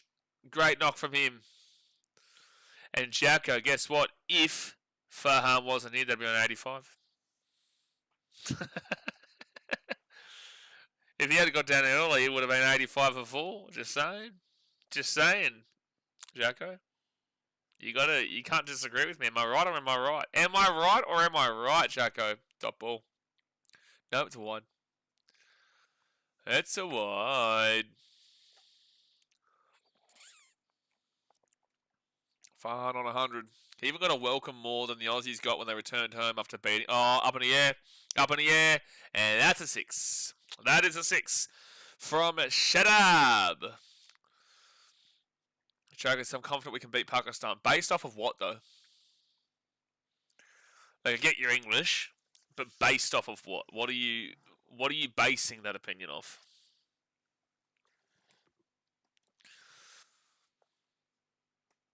But that doesn't surprise me at all. That Farhan got a bigger welcome than Australia in the 2023 final, because what you guys don't realise, Australians don't really care about cricket. That's a 6 from Shadab. And it's 198 for 3 with 2 more balls to go. They are going to get the 200 here. They are going to get the 200. I just said it's a small ground, Namibia will chase. Yeah, but Pakistan are very good in regards to limiting runs and frustrating you. They frustrate and frustrate and frustrate, and then they pick up a wicket, and it breaks you. You've seen that throughout everyone who was in India so far. They just know how to really hurt you in the middle, and you just can't grow from there. But I would like you to be right, artists. I want to see, and Jacko, for the purpose of this argument, would love you to be right too, on the basis that I don't think England get past this Pakistani team, and if Pakistan don't make it out here, then if Pakistan don't make it out here, like England pretty much do have a pretty, they should have a pretty easy way through into the semi-finals, because they would fancy themselves against Sri Lanka. That's a great ball, That's a great ball. So there's, they actually don't get 200. Wow, that's a dot ball to finish it up. That's a dot ball, so they finish on 199 for 3. So at least Namibia know they've got to get exactly 200 on the chase. Wow, the final ball, and it will be a dot ball. So Namibia need exactly 200 runs to win this game here, guys. 200 runs for Namibia to win, which would mean that Pakistan would be out if they lose this game. But I'm going to jump off. 5 to 10 minutes. We will be back very, very soon. Obviously, guys, hit that like button, subscribe if you're new around here. We'll be back as Namibia will need to chase 200 runs. Woohoo!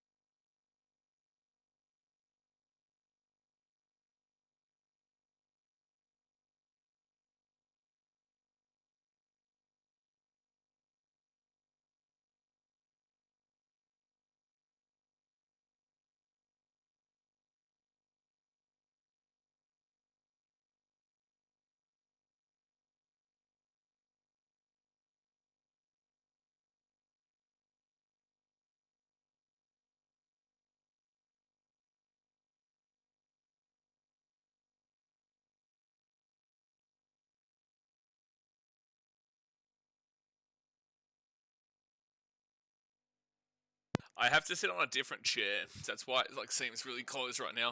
And it is. I'm going to fix this a little bit. There we go. Is that better? Okay, we're back. We are back as they will be chasing 200. Or we'll be chasing the old 200 here, Namibia. And I don't think it's going to be the case. We've seen Sahibzada Farhan go for a massive score. Actually, could I maybe show you out here now? Maybe I could have this as my background outside. Not really. Well, I guess you can, but I have to sort it out for the next one. Then I can have a beautiful backdrop to my streams. Wow, moving up in the world. We're moving up in the world with that. There we go. All right, so we are sweet to go. Just waiting now for the players to walk out onto the pitch and get it rock and rolling. Let me know what you think. If Namibia can get to, I don't think they can get to 200, but what do you think Namibia can get to? It's not like they have awful batters, but with that being said, it's not like you would expect them to get the job done here either. If we go through their previous matches against the USA, the Americans who will be watching this with bated breath at the moment, you saw Steenkamp get 58, Freiling get 19, Nicole Lofty-Eaton 28, Gerhard Erasmus got 6, Smith got 31. So outside of Erasmus, their first 5 were actually pretty good in that game. And then you go back to the game against India, where it was 29 runs from Steenkamp, 22 runs from Freiling, 13 runs from Lofty-Eaton, 18 runs there from Erasmus, but that was against India. But they were able to hold their own for the most part. And then we go back to the game against the Netherlands, where you saw 6 runs from Steenkamp wasn't great, but 30 runs from Freiling. He usually sits between the 18 and 30 mark. Nicole Lofty-Eaton 42, Gerhard Erasmus got 18. And JJ Smith got 22. So, look, it's nothing spectacular by any means. You know, you're not expecting an unbelievable whopping amount there. But at the end of the day, they are able to hold their own and hopefully at least make it competitive in a slight little way. Hopefully they can make a little bit of something out of it. I don't know. I mean, obviously, hit that thumbs up button and subscribe, and hopefully we can see them make a game of this. Sean says... Oh no, hold on. Jacko, it's based off the fact Bethel and Brook will hit 2 centuries. Oh, okay, so Jacko is drunk. No, look, I was waiting for it. I was expecting you to be drunk. That is a very typical English thing, but it is only... it's a ridiculous time in the morning for you, isn't it? No, it wouldn't be, actually. I'm still thinking I'm in Fiji time. Time in England, it'd probably be, what, like 8, 12 in the morning? No, it's 11 a.m. You're only 7 hours behind me. Yeah, you're only 7 hours behind me. I'm still thinking I'm in Fiji, where you guys are 3 years behind me. But we are still waiting for him to come out here. Sean says, Jack, if that happens, then yes. Jacko's never right about anything, though. Jacko's never been right about... Oh, sorry, Jacko's been right about one thing in his life, and that's the pinned comment. That is the pinned comment. Without that, though, he doesn't have much going from the old Jacko. Kiwis are my dark horse. Yeah, that's who I've gone with. Australia out. The Kiwis will step up. Hopefully. Super 8, 7 teams are qualified. India, Sri Lanka, Zimbabwe, TBD. South Africa, New Zealand, West Indies, and England. For the TBD, all relies upon this second innings. If Namibia chase down 200, the USA will be progressing through to the Super 8. If they do not, Pakistan will be progressing to the Super 8. The American cricket team will be all around each other right now watching this unfold. They wouldn't have much confidence at all, but they would just hope that we see one of those just surprise miracle results against all odds. Oh gosh, Netherlands are in for some trouble tonight against India. They haven't had that pure just breakout smash up performance just yet, India, so I'm sure they're probably going to do over the Netherlands pretty quickly. All right, they're walking out of the field. Namibia, what can you do? You will go down in history as one of the teams to get one of the biggest upsets to prevent Pakistan getting through. Actually, what is the odds on, like, the second favourite team now? Because I know going into the tournament, Australia were the second favourites to win the comp. India was first. Who would it be? Is it England, Jacko? Or is it Pakistan? Or maybe it's New Zealand, or maybe it's South Africa now. I don't know. Shit. I actually don't know who would be the second favourites right now. Maybe South Africa. But I still feel like they're super susceptible as well. I do still feel like they're not quite there just at the moment. Windies would be up there too. I don't know if they'd be second favourites though. I'm talking about second favourites. I feel like right now, second favourites behind India would have to be either, by ICC ranking, you'd say England, but I don't agree. But maybe it's England, or maybe it's Pakistan, or maybe it's South Africa. I don't know if New Zealand would have what it takes to be above all three of those teams, especially after South Africa beat them. South Africa would be higher. I'm going to say that right now the second favourites to win this would be South Africa,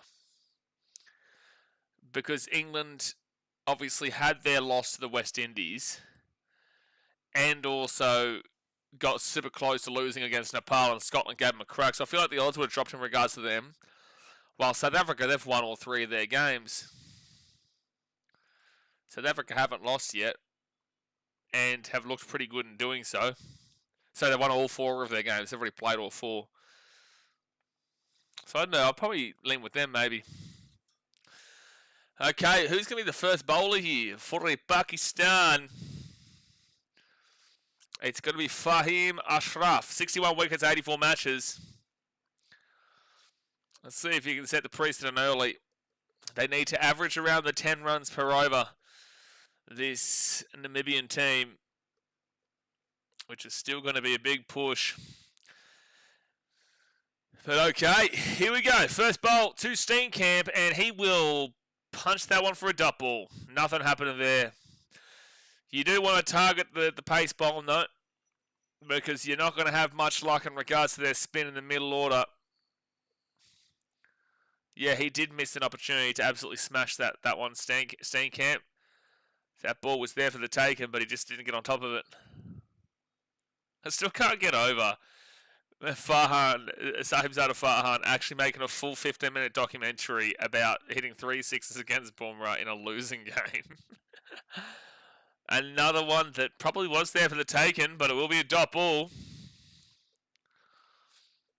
Yeah, if someone can actually find the odds for me, that'd be good. I'd like to see what the actual odds are right now. Oh, maybe I can go... What is a website that... I'll try this. Maybe like Bet365 would have it, because I don't think they have it... Oh, that's like a Russian version. That's like a Russian version. There we go. Oh, no, you can't reach it. Yeah, in Vietnam, can't reach it. Oh, that's been put up in the air, and that is going to be a six-a-mundo from Steenkamp. It was waiting the first couple of balls. The first couple of balls were there to be hit, and he didn't do it, but he finally gets this one, and that is a 6 for Steenkamp. You're doing the India game next? No, I won't be doing that one because there's not much to go in this. There's not much going on in these group stages. I'm going to still do Sri Lanka versus Zimbabwe tomorrow just for a bit of fun. And then I will do Australia versus Oman just because I want to make myself feel sick. But we won't miss a single game of the Super 8s or the semi-finals or the finals. But no, I won't do India versus Netherlands after this. Last week was so brutal, man. Like, I was so tired at the beginning of this week, on Monday. I am kind of still tired because I was doing 3 streams a day and I did 5 streams on Saturday, and it was just absolutely full on.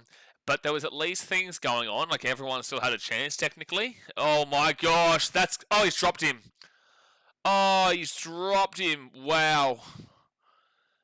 Mirza will drop that catch. That was huge for a chance, but that's going to be one leg by. What a great fielding to stop that from going through for a 4, but at the end of the day, oh, it was a leg by anyway, so it wouldn't have been a catch. But no, well, I don't know if I would call that an LB. I don't know if I would. Here we go. Oh, no, it was off of his shoulder for sure. Yeah, so it was a leg by. Doesn't hit his bat. We aren't doing the India game because of Shatish's behaviour this stream. Yeah, Shatish has been off his rocker this stream, Jay. He's been so rude to our guests.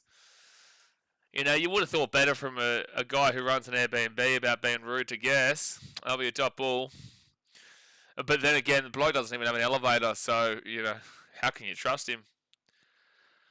Shagger says, you think Connolly gets picked for Oman? Mate, honestly, I think you should get picked for the game against Oman over Connolly. You watch him go and actually have a good game now. You watch him. You watch him do it. So 5 bowls down here. I think Namibia would take this start, though. This is more runs than Pakistan got in their opening. Next bowl. And that's going to be sent up in the air. And there is no fielder out there. Yes, there is, but he will drop it. He will drop it. So they're going to get 2. So 9 runs off the first over. 2 drops. One of them wouldn't have mattered because it was a leg by. The other one, that's a big drop out there. An eventful first over. 9 runs from it. The USA, they'd be chirping from that. They'd be chirping. A big top edge there. What's your chance? Daniel says, Connolly is like Neesham. Great games in games that don't matter. Yeah, we'll see. By the way, I'm keeping receipts on all this Connolly slander. See, Smith, the great thing about what I do is that I can sit here and I can tell you what we've seen. I can sit here and tell you what I believe we'll see. But I can also change my opinion if he starts to show against what he's been showing, because I'm basing this based off of what we've seen. So there's actually nothing wrong with what I'm saying if he was to go and absolutely explode. There's actually nothing wrong with it, because I'm not saying this without having seen action. And his action has been deplorable. So for the time being, the slander is absolutely there and viable and valid. We aren't just shitting on him for no reason. That's the difference. There is a lot of people out there who would shit on players and certain people for no reason. We are criticising him for valid reason. Your chat log keeps all our receipts. Yeah, exactly right. Yeah, but Shatish, you don't need to do that, bro. Like, just let people be in the chat and just let people, you know, keep up with it. You're not like the chat mod police. You know, you don't need to make other people aware of anything. Like, they will pick up on it on the channel, and they will understand over time.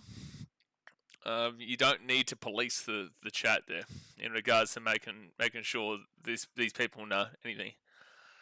Connolly for captain. Daniel, I want to time you out for 24 hours for that comment, but we don't time out Smithster, so if I don't time out Smithster for that, then I won't time you out for it. But I want to.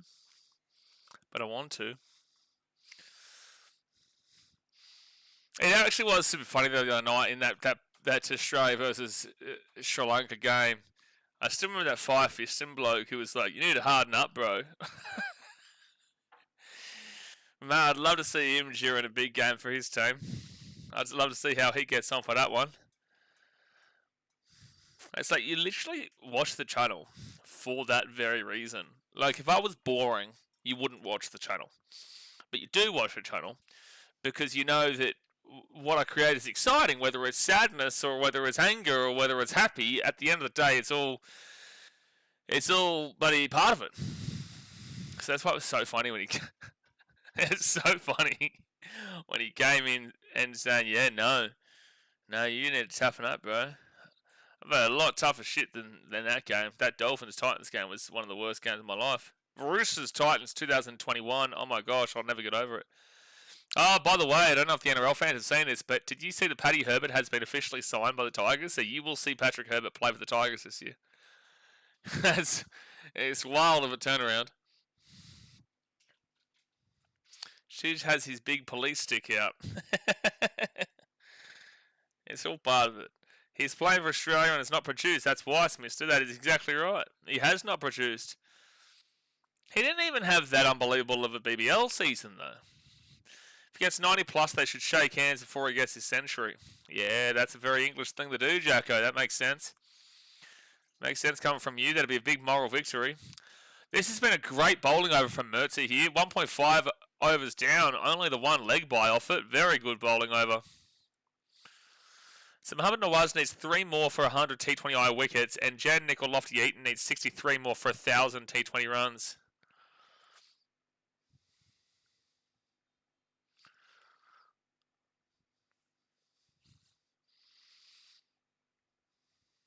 So target 200. They still need 190 more runs in 18.1 overs here. Good luck with that one, Jamil. Good luck. I still believe if Australia got 200, they win that game. Obviously, they did not. Oh, that's a wide, I'd say. Yeah, it is a wide. It was close, but it is a wide. You know what, Smith? They don't just keep the receipts. I want you to tattoo it on your forehead, the receipts. How about that? How about you tattoo them on your forehead? You're in Thailand. It's very easy to get a tattoo of it. So win predictor has Pakistan at 78%, Namibia at 22%. That's actually pretty impressive for Namibia standards. This over from Mercer has been really good. Final ball to go. So there's 2 runs off of the over with a wide and a leg by. And that's going to go through for maybe a 4. Yes, it will be. Frylink will get the 4.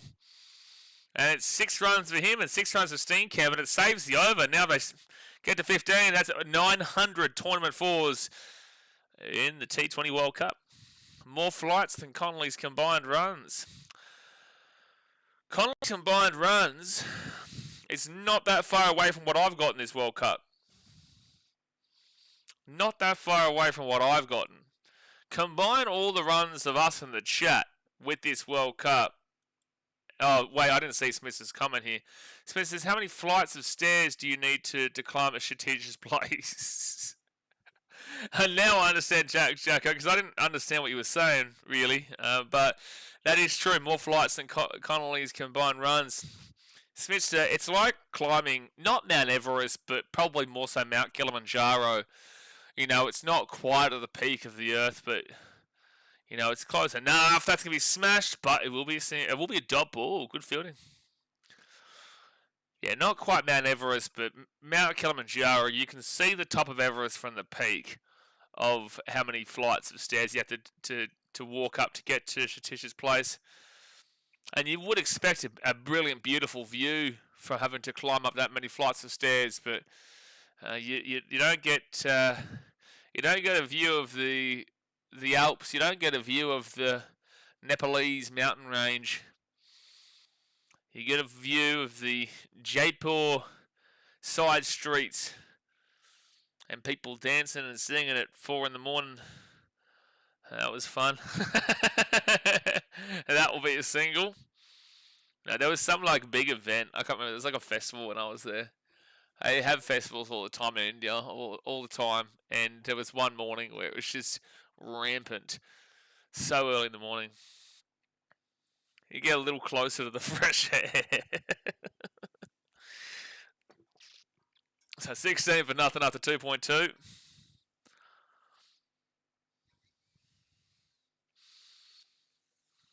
So right at this stage, Pakistan were 15 for nothing. So they're both going toe-to-toe as we speak. Next ball will be another single. It wasn't really until that final 4 overs that Pakistan opened up. Like, Namibia can just run the line of having a similar amount of runs throughout. They actually will have a chance. If they can be... Right now they're 17 for nothing. At this stage, Pakistan were 15 for nothing. If they can be a constant 4 to 6 above them the entire time, you know, like, I actually would give them a chance. But I just will need to see overs 7 through 9 before I make my mind up. That's a beautiful shot. That is a beautiful shot for a 4 from Steenkamp, and he will get the boundary. 21 for nothing. They're 6 ahead of where they were. She says the temperature on my B&B is also 5 degrees less than that on the ground floor. Well, yeah, because they're doing all the cooking shit on the ground floor. So that's why it would be so hot there. What, Jay? What are you talking about? Shatish doesn't have a balcony. Next ball. And that will be a single. 2.5 overs down. So 178 more runs from 103 balls. They are 75 runs behind the ball count. Yeah, Jay, not only does Shatish not have an elevator, but he also doesn't have a balcony. You know, it's just getting worse by the day, isn't it? It's getting worse by the day. One more ball to go here of the third over. Namibia would be very happy with this start.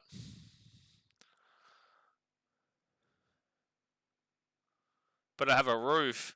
Well, I wouldn't have stayed at your place if you didn't have a roof, mate. That would be a single for Frylink. He'd be on 8. You do have a roof, Shatish. There is technically a roof. There is technically a roof. You know what the biggest benefit to your apartment was? It was like the lighting. I thought the lighting that you had was really cool. You definitely knew you were in India with it. Tents do have a roof. You're right, Shatish. Not Shatish J. You are right. No balcony, no elevator. Which slum in Jaipur does he live? Oh, I should actually put your apartment, your Airbnb. It's actually promotion for you, but I should actually put that in the chat and pin your Airbnb for if anyone ever goes to Jaipur, Shatish. I should do that one day. So 199 for 3 is Pakistan, and maybe a 23 for nothing. And they can check it out.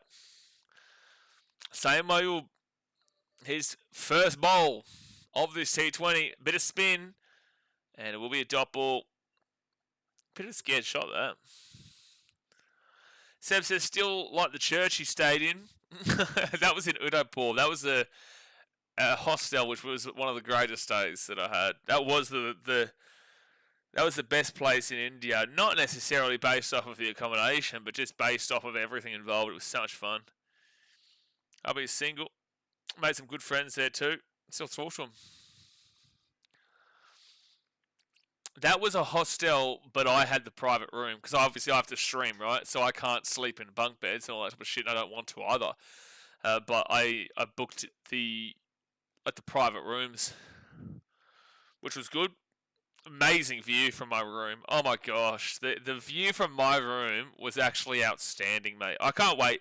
I do actually want to really go back to Udaipur next year at some point. Or maybe even late this year if I'm in Sri Lanka, I might swing by. I'll be a dot ball, so 176 more runs from 99 balls. If I'm in Sri Lanka later this year, I might try and swing past Udaipur. Roofs are much better than balconies. Debatable. Oh, that's a beautiful shot. That's going to go for a 6. That is a great shot from Steenkamp, and it's going to be, 30 for nothing. That's a huge 6 to keep them in this game. I tell you what, the Americans right now would be really vibing what the Namibians are doing. That's a really nice sweep.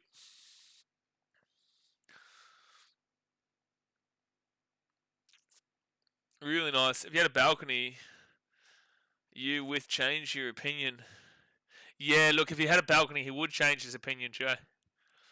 Balconies are super underrated. So Saeem, his 5th bowl of the over. Oh, it was only a 4, wasn't a 6. Wasn't a 6. Dot ball.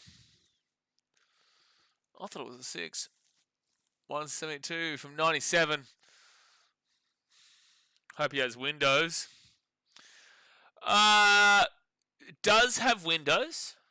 But they're not. I don't even know how to say it. Like, it does have windows, but it's not like you're opening them, really. Because it's on a side street. So, you'd get plenty of... Actually, this is a great question for you, Stitch. Do you get plenty of dust that comes up from there? Surely you wouldn't open the windows too much. Oh, it's a beautiful shot there from Steenkamp to end the over with 9 runs off of the over. That's 2 4s in the final 3. Has to be a certain class to have a balcony. Got to be very classy. Very fabulous to have a balcony. But a 4 to end the over. If Jay visits someday, I would seal all the windows, empty the water tank, cut the lights wires. Ah, so now I know why the power went out when I was there, because you cut them, didn't you? I don't think Jay's ever going to be coming to Jaipur, mate. Knowing Jay, I don't think there's Buckley's chance of him going to Jaipur. I don't think there's Buckley's chance of him even getting to India at all. But Namibia, after 4 overs, 32 for nothing. Pakistan worth 31 for nothing. 32 for nothing, 31 for nothing. Namibia, they are Just keeping up with the Kardashians right now. They're keeping up with the Pakistanis. I feel like Pakistan are just showing a lot of nerves as we speak. I will come then. Please cut the power a week before I get there. I'll arrive next Thursday. He's on his way. Next ball from Mertza. Oh, he's bowled him. See you later. And that's a big wicket. That's a big, big wicket there. Steenkamp's still in, but Freilink is gone on 9. And it's 32 for 1 after 4.1. They just needed to get a wicket. You're right, Sebs. Jay is just down the road from Jaipur, where he lives in Perth, China. That's a great ball. Just goes straight and hits the Hey Diddle Little middle stump. Hey Diddle Little is gone. Gone. Yeah, quick little drive. Just around the corner. Gone for 9. Jan Freilink. Haven't really rated him too much in the batting department across this tournament, though. Damn, look at that. Beautiful Sri Lanka, Colombo. That's the first time we've seen the actual ocean from these views. They haven't shown us that view of the ocean throughout this so far. It's the first time. Then again, to be fair, I haven't even shown you out here. That's because I do what I want, but... I never stay in a pink Airbnb. Okay. Jay's getting a bit out of control now. Let me move that like that. Okay, there we go. So 168 from 95.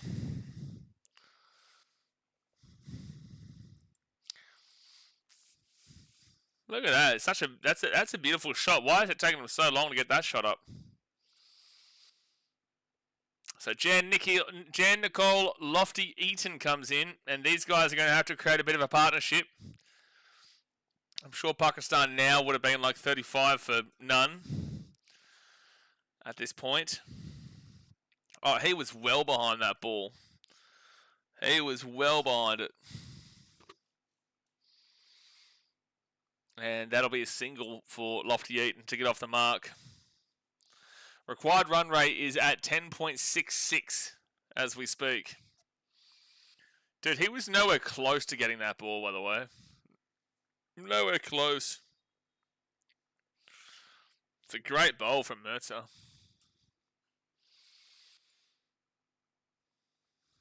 My Royal Enfield when I visit India. That's the one to go. Oh, the scorecard? Thank you, Jay. Let me fix this scorecard.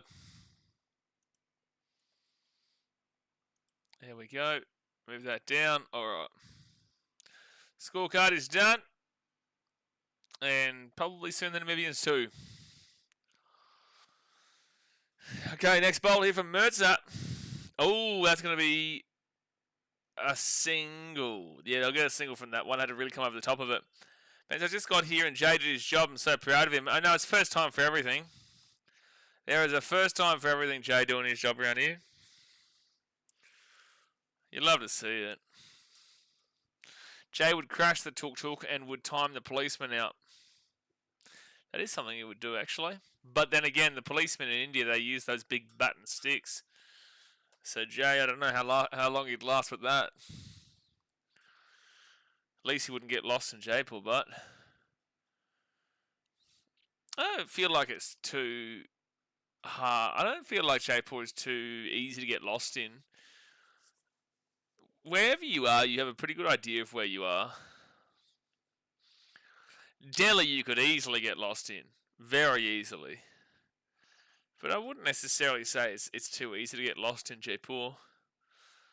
Udaipur, I feel like if you wander a little bit away from the lakes, then yeah, you could easily get lost there.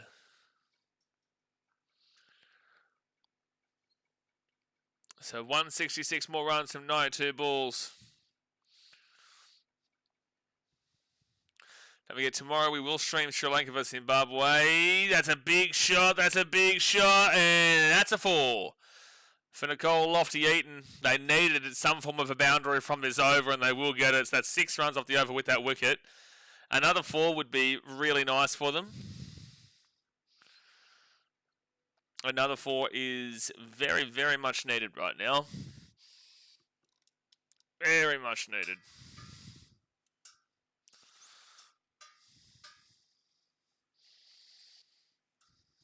Good cricket, but good work from him. Keep it up. You got to keep it up.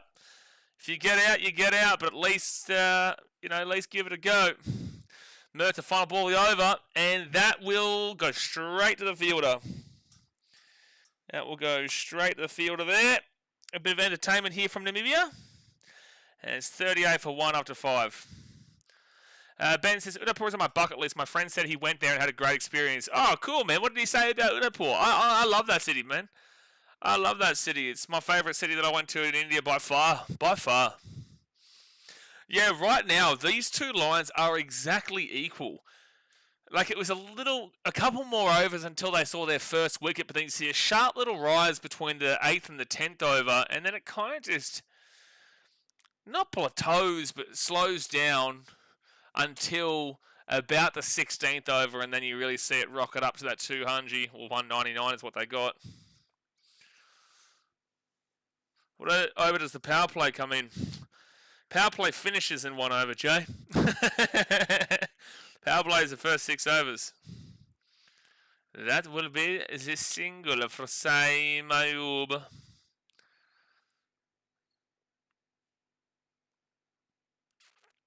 Yeah, they've got wickets in hand. If they keep wickets in hand throughout until the 15th over, they would still fancy themselves. They're still at 21% here, Namibia, for the win predictor. 59 metres out back with a 61er. Up Broadway 78. The longest boundary is up Broadway 78 metres.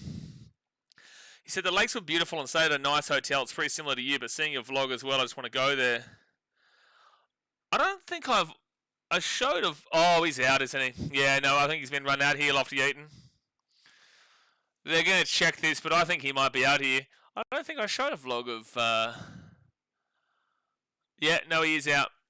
He is out, Lofty Eaton. That's awful, awful stuff here from Namibia. Like, if you're going to get out by batting, not by getting run out.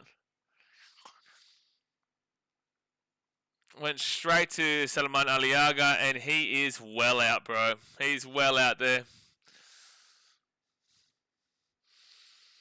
But no, it's definitely, it's just such a... The lakes are interesting, right? Because the lakes are still dirty. Don't get me wrong. It's interesting because the lakes look beautiful. If you're not swimming in it, you'll love it. Don't swim in that lake. But there are plenty of amazing lakes to swim in there. They're just a little bit more askew from the main area. So, like, you will see local Indians swimming in the big lakes at Udaipur. Don't join them. Don't join them. But if you ask around... Now, the lake that we swam in was extremely heavy. This is something that I probably wouldn't recommend you to do. But the group that I was with at the hostel, we became really close friends with the guys that were running the hostel. And they told us about this one lake that was a great place to swim. And we went there and it was amazing. It was beautiful. The water was unreal. Very heavy water, though. And a lot of people actually drowned there because, one, not everyone can swim in India. But also, two, the water is super heavy and you're so far away from ambulance and hospital and all that sort of stuff. So you need to be a good swimmer to go there. Most of the time when you see Indians who are there, they'll actually be kind of over in the paddling pool area of the lake. It used to be an old quarry, but it's an amazing, amazing lake to swim in. But we did find out that a week after we left, someone actually drowned there. So if you're a good swimmer, great, do it. If you're not a good swimmer, then I would not suggest to do that. But there are some amazing lakes you can find in Udaipur. True story, by the way, not a nest. I think you talked about Udaipur on your bigger travel, but didn't vlog it while there. I did vlog it, I just didn't put it out. I just need someone to edit my travel videos, man. I don't have the time to edit the travel videos. Sick of swimming in a bath filled with fresh bottled water. Well, no, definitely don't. Like, you got to have the experience, man. You got to learn. No, everything will scare you if you're deep it enough. Everything will. So no, I don't say. I just tell you about a story of mine. We had fun. We went twice, and it was amazing. But no, the room that I had, like, I would honestly recommend if you don't need to go the 5-star route in Udaipur. I would say you want to go the 5-star route in Delhi. I wouldn't want to go anything but the 5-star route in Delhi. And Agra, I a million billion percent tell you to stay at a well-reputed hotel there. A million billion percent. But Jaipur, you can get away with Airbnbs and whatnot. Just avoid ones that don't have an elevator or a balcony. And then in Udaipur, you can get away with not staying. I know where you're talking about. I know which hotel he would have stayed in. That'll be a dot ball. I know he would have stayed at one of the two amazing. If he stayed at the really incredible hotel in the middle of the water, well, that costs a lot of money. That's like $1,000 a night kind of deal. The one in the water, that's at one of the Taj hotels. But there's also a couple of 5 stars on the side of the lake as well. Jacko says, "I'll just go to England." So the thing is, Jacko, is that if you go to India in the right time, you're going to get sun. But if you go to England in the right time, you're going to get rain. If you go there in the wrong time, you're going to get rain. And when you don't go there at all, you're probably just going to see someone like you come in here telling about how good it is. And then you're going to go on and Google and you're going to find out that it's raining. So you can't kind of get away from the rain in England, unfortunately. You can't do it, because I'm going to type in England weather right now. I'm going to do it. And I'm going to say rain, and I'm going to stop doing that. It's about enough England for today. What was the other one you mentioned along Udaipur? What do you mean? Other what? Other what? So Gerhard Erasmus is in. It's 40 for 2, 160 more runs from 85 balls. 75 runs behind the ball count. I did say Pakistan only needed to get to 150 to effectively win this game. I don't think Namibia get past the 150. Especially now with the fact they've lost those 2 wickets. That's the crucial one. So 6.67 on the run rate right now. They need this up to 10 if they want any chance. Yeah, but what do you mean in regards to... in regards to the other one? On the vid where you mentioned Udaipur, you also mentioned another place. I can't remember though. Well, I only went to Jaipur, Delhi, Agra, and Udaipur, but if there's other places, I'd suggest going to Jaisalmer or Rishikesh, which is what I got told. I didn't go to these places. I wanted to go to Jaisalmer, but I couldn't due to the Pakistan conflict. But all my friends who'd been through Rishikesh, they loved it. Obviously, Kashmir is a place you definitely want to go to, but it's dangerous. But it's beautiful, amazing. Jacko says, just don't go north, you're set down south. So if I type in London weather right now, Jacko, am I going to see blue skies? Am I going to see blue skies in London weather as we currently speak? Is that what we're going to see? Okay, so London weather right now. Jacko, do you want what I'm seeing? Would you like to know what I'm seeing in regards to London weather? Is South Africa, India the most likely grand final pick? I could still... I'm just saying, New Zealand, South Africa could be a semi-final, and I could easily see the opposite result happening. I'd actually fancy it. What would be awesome to see would be if Sri Lanka found form and they actually got their way, but I don't think they do it. But I think it's probably between India, New Zealand, and South Africa for who would be there. However, yeah, because I think South Africa and India should be getting through their group, so they won't play each other until the final. So yeah, you're probably right, because New Zealand would have to play. You would assume New Zealand end up playing against India. You could easily see an India-Pakistan semi-final, by the way. Easily. Even souther. So if I type in Bournemouth on the old weather, we're going to get some good weather, are we? No, he's safe there. It's a dot ball. It's actually a wide. Bournemouth weather. Bournemouth weather is better. What are we doing? Better. What are we doing here? Well, Jagger, what are we doing here? We've gone from south to souther to souther, and we're still getting rain to rain to rain. What are we doing here, Jacko? Are we going to have to go so far south we reach Australia before we see some sun? It's probably going to be the case. 42 for 2. 6.2 overs down. Next bowl will be a single. Single. Did you go see the Jagdish Temple? Yes, I've seen pictures of it, and the architecture looks interesting. You're talking about the Jagdish Temple in Udaipur? I didn't do an amazing amount of sightseeing on the... I don't usually like to do the main tourist-centric things. I usually meet locals and then go to more niche things. But yeah, I did see the Jagdish Temple. I stayed in a hostel called Dream Yard, so if you want to Google it, you can. I stayed at Dream Yard, which is right next to the Jagdish Temple, like literally right there. 157 from 80 balls. So about, 78 runs on the ball count out. They're not eating into it at all as we speak. And that's up in the air. That should be gone here. That should be an easy one, and that is an easy one. Steenkamp is gone, 23. And look, Pakistan, you may as well book your place in the Super 8s. Because I cannot see Namibia getting 200 from here. 3 wickets down with 79 balls remaining. Cannot see it. I cannot see it. Sean said, we'll go to India, good humans. There's good and bad in everyone. You will meet plenty of bad people. But you will also meet some incredible, kind-hearted, loving people as well. Yeah. You will have situations, you will have incidents, but you just need to go with the flow.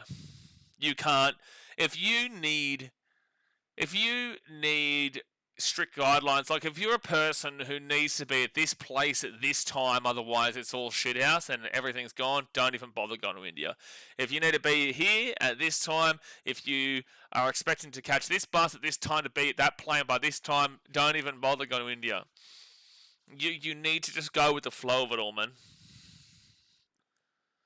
The view of the balcony of Dream Yard looks stunning. I stayed in the best room there for 3 weeks, and that was my view for 3 weeks, man. It was amazing. It was that good. I would just open my windows to that view that you're talking about. And the guys who worked there, unbelievable. Unbelievable. Lads, I loved them. Shakar, he was one of the ones who were close with. He's a good dude that you should link up with when you're there. Even I got a balcony, you wouldn't believe it. Jacko, this is a no balcony channel, obviously. Shatish has already said that he doesn't have a balcony. I've got a balcony. I've got a balcony right in front of me, actually. It's right here. The balcony is right there. It's not a massive balcony, but it's a balcony nonetheless. This is a no balcony channel. Geez, look how beautiful that is in Sri Lanka. It's such a beautiful country, man. I can't wait to get here. Can't wait to go there.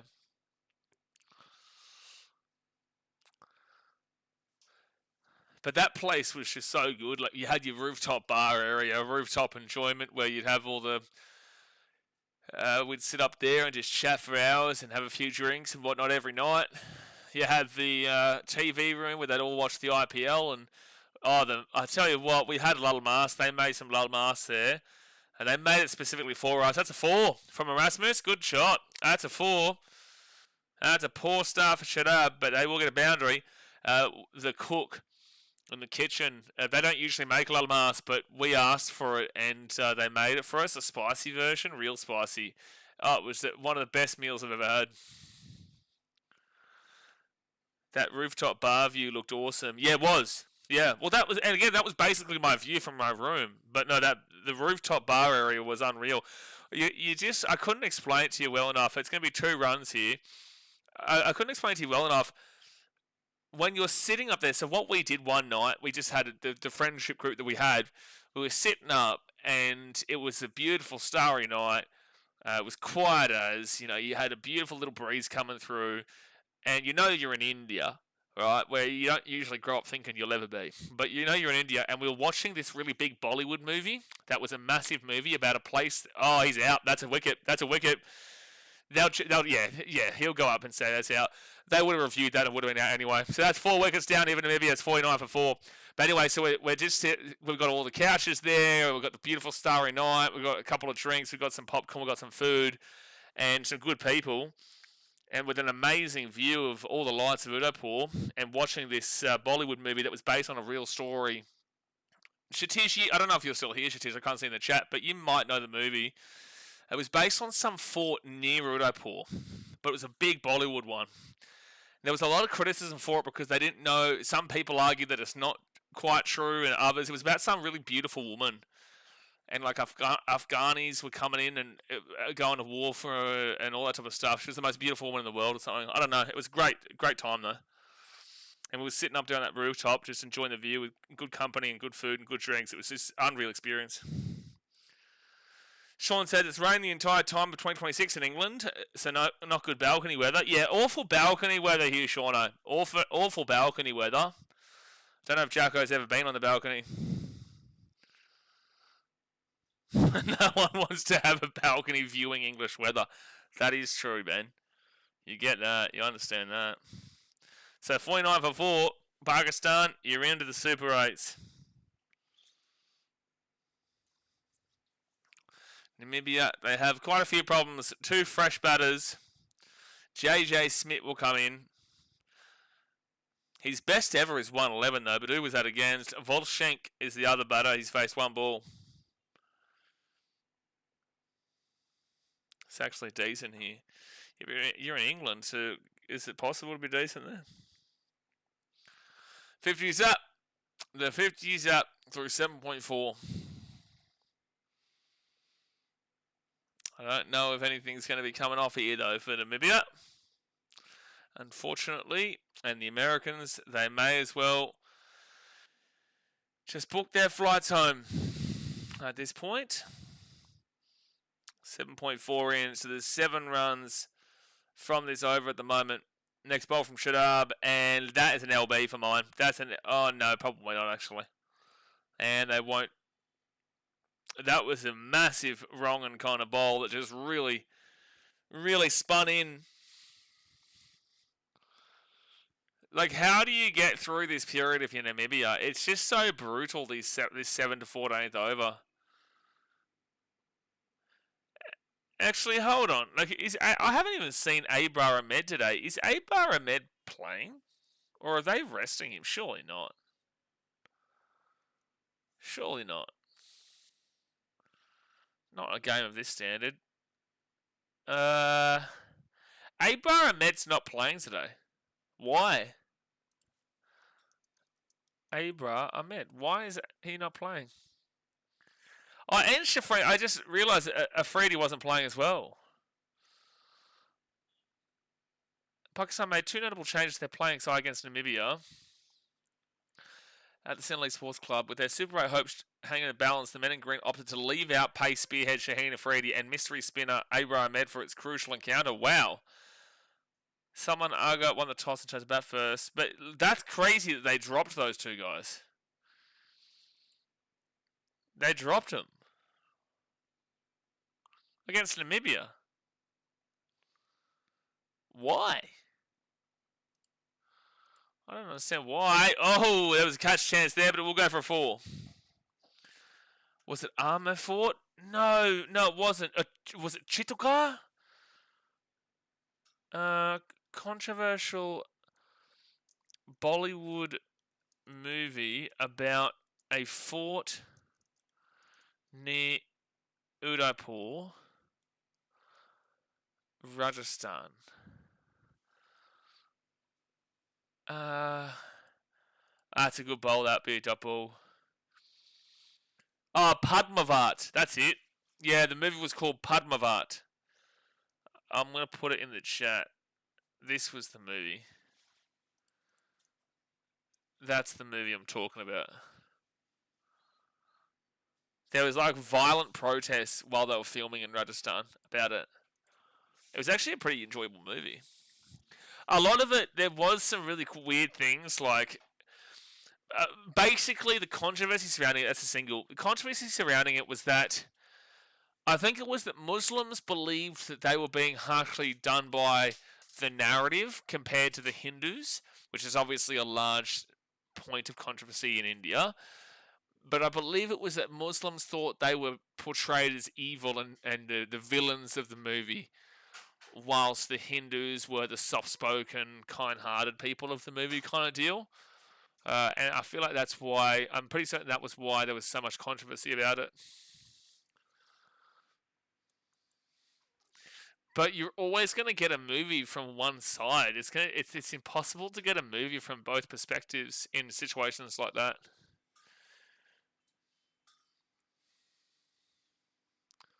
But that is one of the biggest things from India. That'll always be a big staple point of the conversation. There'll be a single here. No, they'll get 2 runs out of it. So 58 for 4 through 8.5. Required rate is 12.72. No, I'm not a massive fan of the old Bollywood movies, but that was a really good movie. When I was going to go to Jaisalmer, I was going to stay in the Jaisalmer fort. Like, you actually stay inside it. Like in Airbnb/hotels. And that'll be a dot ball. 9 down, 58-4, required rate, 12.91. But you've only got 6 wickets left as well. Good luck, champion! Good luck, champion!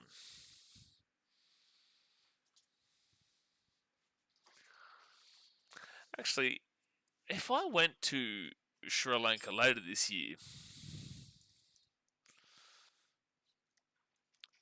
Hold on. What would be... Maybe I would have to go through Mumbai to get there. I actually really enjoyed going by train, eh? Like, going by train India was actually really fun. That'll be a... Oh my gosh, they're going to get run out. They're going to get run out. They're going to get run out. No, they're not.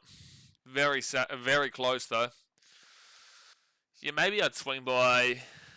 I'd fly from Sri Lanka to maybe Bangalore, or maybe... Because I'm pretty certain there'd be a train that would go from Bangalore up to maybe like a Jaipur. I don't know. Definitely will go past Mumbai. They're going to get a single out of that. Yeah, the movie goes on for 2 hours and 44 minutes. Yeah. But it was good. It was good. They're just showing off the next game. Surya Kama Yadav versus the Netherlands. Next bowl, it's going to be a dot ball. Omar says, "Where in England, Jacko? It's all shit." Oh, Omar, you get it, mate. You do. You get it. You get it. No, you do get it. Jacko don't get it. Jacko's never gotten it except for his pinned comment. Outside of that, Jacko's never gotten it. We try and tell him this. The entire time through the Ashes series, Omar, we were sitting here and we'd have Carl and Jacko and Seb Watson and Chris Hendry, all the English lads. They'd come in here saying beautiful weather in England today. And I'd say, bullshit. I know there's no beautiful weather in England. I know it's raining. And they'd say, it's not raining. And I'd say, okay, where are you from? And they'll go, oh, I'm from Buckinghamshire, I'm from Bournemouth, I'm from Manchester. And we'd go and have a look at the weather in all these places, and you have it, it would be raining here, it'd be raining here, and it'd be the apocalypse here, where there's rain, thunderstorms, and Hades himself is coming out of the ground. You know, that's England for you. That's England. 140 runs from 62 balls, 60 for 4. And that's a dot ball. Shiva said something, but remove the comment. Indian movies always like a minimum 2 hours and a half. Yeah, long time, bros. It's actually really funny. I've reviewed a Bollywood movie before. So when I was doing a couple of movie reviews on BKR Travel, my other channel, I did a Bollywood movie and it ended up being the worst Bollywood movie to do, and I actually faced a little bit of criticism for just reviewing it, even though I had no idea what I was watching. I just thought, I'm in Fiji, large Indian population here, I'm going to go check out this Bollywood movie. I've never watched a Bollywood movie before. I'll go down there, review it. I think it was Diwali at the time, and I'll just check it out, you know, no harm, no foul. It ended up being a movie about a transgender ghost.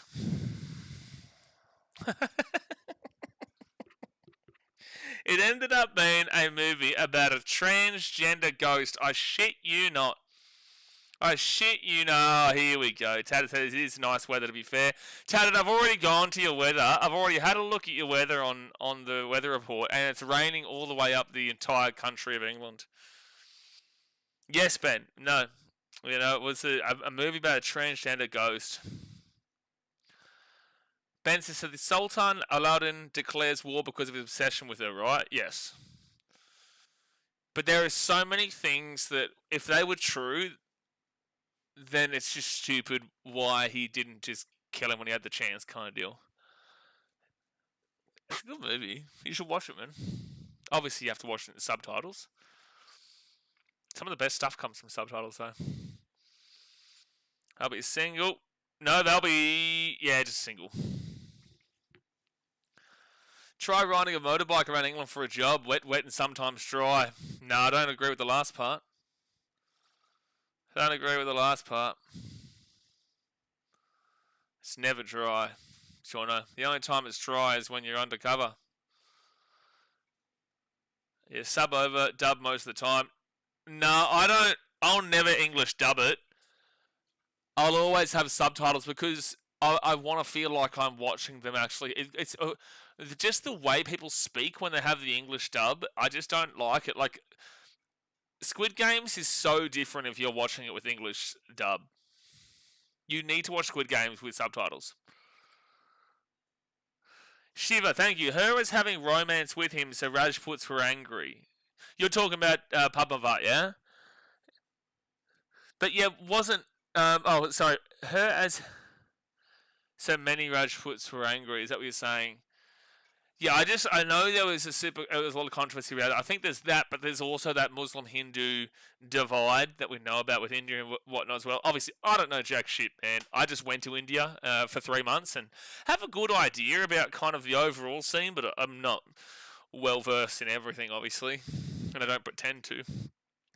Tatted says, I'm in the south and it's 5 degrees and not raining until 7 p.m. That's good weather. Bullshit, Tatted. Bullshit. I went and had a look at the weather report and it said it was cloudy in London, and Jacko said that you need to go and look at Souther, and I went to Bournemouth, and would you have it, it's raining. You are a liar, Tatted. You English, you can't be honest for 1 second, can you? I've already looked at your weather report. I've already looked at it, Tatted. Yeah, you want to hear the actors speak in their real voices because it brings out more of a real emotion. Yeah. Because you don't get, oh, that's up in the air, that's up in the air. But that's a 6 from Volshank. That's a 6. Volshank goes bang. Can you imagine that Bubba Azam did not see the batting field today and they had 4 wickets? Not in Essex, it isn't. What's the geography of Essex? Oh, stop it. Look at ya. Oh, Tatted, I'm not even going to respond to you. What does the next 7 days look like, including the day in Essex? What does the next 7 days look like for you? Unbelievable, you lot. Unbelievable, you lot. So it's meant to rain at 7 tonight, is it? Yeah, it was meant to rain for the next 7 days straight, mate. Oh, you're unbelievable, you English. So final ball of the over here. So Shiva, are you from the area? Are you from Rajasthan? Or are you just... Because that was a big movie India-wide, wasn't it?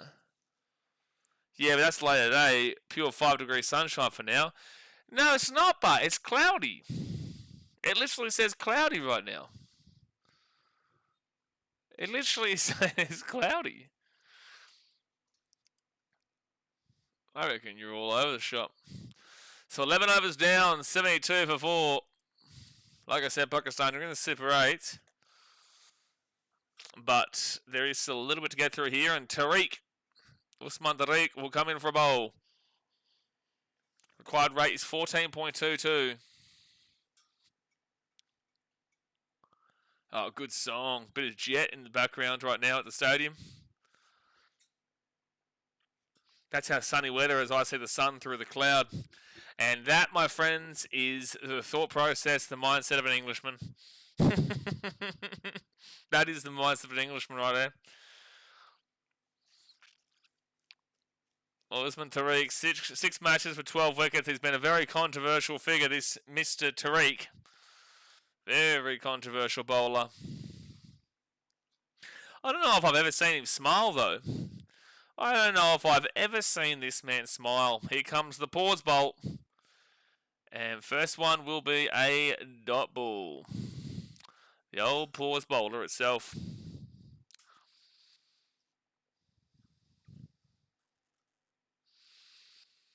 Required rate of 14.49.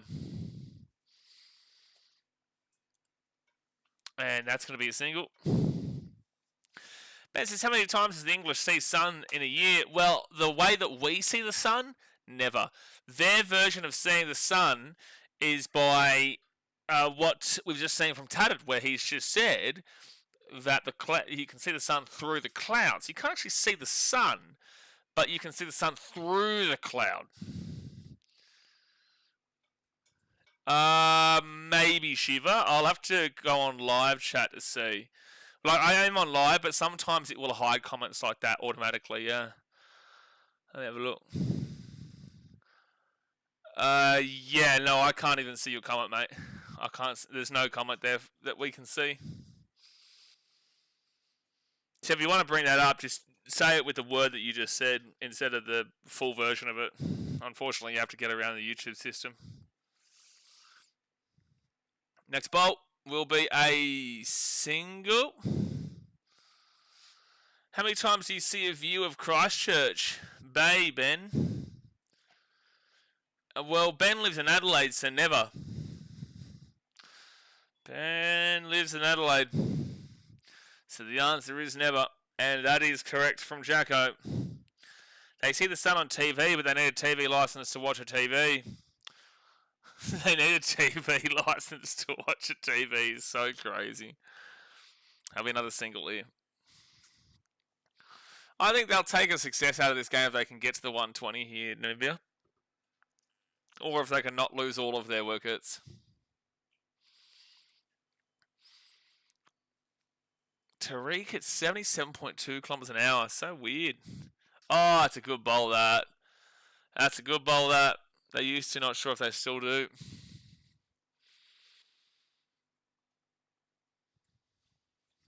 You know, I hate English dub, man, because the way they speak just isn't impactful to the actual scene. Like, the context is just so... I couldn't watch something with English dub. It just feels weird. I would never be able to get past the fact that the mouth is moving differently to what I'm hearing. I couldn't do it. Most wickets for Pakistan in the T20 World Cup 2026. You got Saeem with 5, Mertz with 4, Tariq with 4, and Nawaz with 4.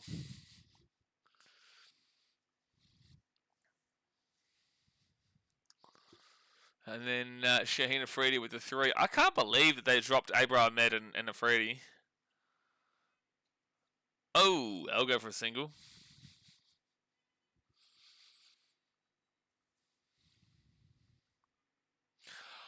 Oh, I get what you mean now, Shiva, because of the end of that movie. I don't want to ruin it just in case that Ben does go and watch the movie.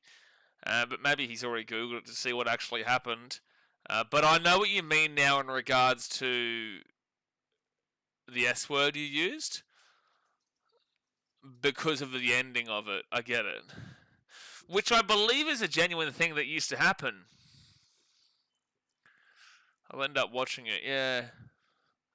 So did you Google and did you find out what the ending of it is or not? Because then I won't talk about the ending of it. If you've already seen the ending of it, then I won't talk about it. Pretty confronting, mate. Pretty confronting, because that kind of stuff used to genuinely happen.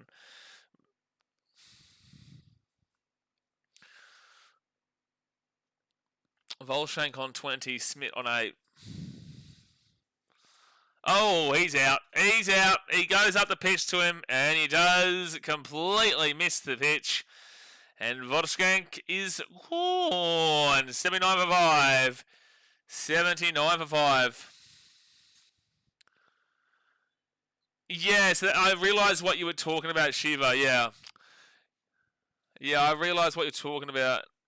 I'm going to Google this. I know what you're talking about, though.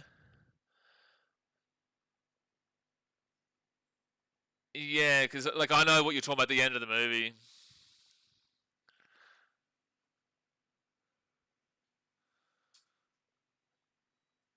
Yeah, I'm not going to read this out, obviously, but I know what you mean. So are you trying to say like people were angry because they made a romantic version of that? Did that comment go through? Which comment? Oh, did you say something else? Did you, Jacko? Now that comment went through from Shiva. So you saying that the controversy as well comes from the fact they made a romantic version of Johar, if that's how you pronounce it. Zane Green comes on. Yeah, YouTube is flagging a lot nowadays, Brenton. It's not like it used to. Yeah, no English comments allowed. So Zane Green in. I could see why people would be upset about that, Shiva. I could see why. Because that is a. Yeah, because it was really portrayed in a romantic sense. Seba says, "Oh, interesting. Pakistan team going to be fasting from now on because Ramadan during the Super 8s. Oh, true. Okay. Yeah, that's interesting.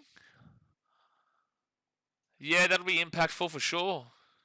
Now I know Shiva. I know what Jalha is because I've seen the movie, so I know what you're referring to.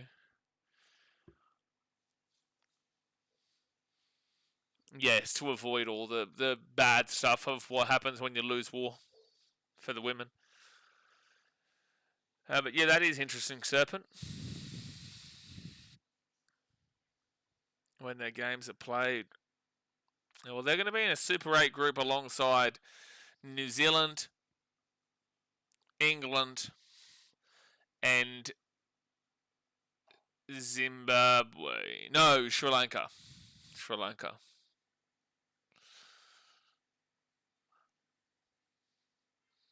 12.4 is down. Swing on. And we'll be just a single here. Unfortunately, this isn't going to be the most exciting of games to finish up here, guys. It's kind of why we're just chilling, talking about whatever. We will be live tomorrow for Sri Lanka versus Zimbabwe, and then Australia versus Oman on Friday, and then we will not miss a single game from the Super 8s, semi-finals, and the final. And that'll be a single. Francis, would you rate Padmavar among one of the best movies you've seen? Nowadays, Hollywood movies have become quite boring to me now. I feel like it's a very interesting movie because you get a different perspective look into the past. Again, I will clarify, as we've seen here from Shiva as well, that people have disagreements in regards to the movie, but on a pure spectacle level, on a pure movie level, if you don't take it too seriously, it's a good little look into how previous world operated, but also it is just an enjoyable flick. It is just an enjoyable movie, but that's from a pure movie viewing perspective. It's a pretty hard watch if you deep a lot of what the movie's about. And that'll be swung on. That could be a catch here. That should be a catch here. And that will be a catch here. JJ Smith is gone. It's 81 for 6 with 6.5 overs to go. Shiva says, yes, it was real sad history of thousands of Rajput queens. They manipulated the story and made it romantic. Yeah. It's like showing Christian Spanish queens actually liked Turk invaders. Yeah. Yeah, okay. I see your point. I see your point. But that's why I'm saying, like, from a pure spectacle viewing perspective, from people who don't know what you're talking about, like from people like myself or the people in the chat, or just Westerners and foreigners in general, it's a good spectacle and an enjoyable movie. But I guess it is just heavy propaganda as well. So if you know about it, yeah, of course you'd be angry. If you don't know about it, it's a pretty good movie.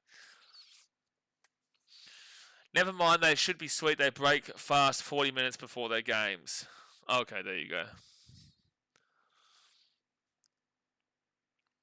When's the fasting? Like, what hours is it again? You can't eat during the day or something?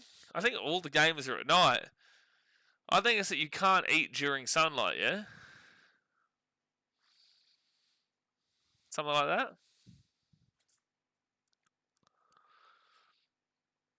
I don't know what amazing about it. Sunrise to sunset.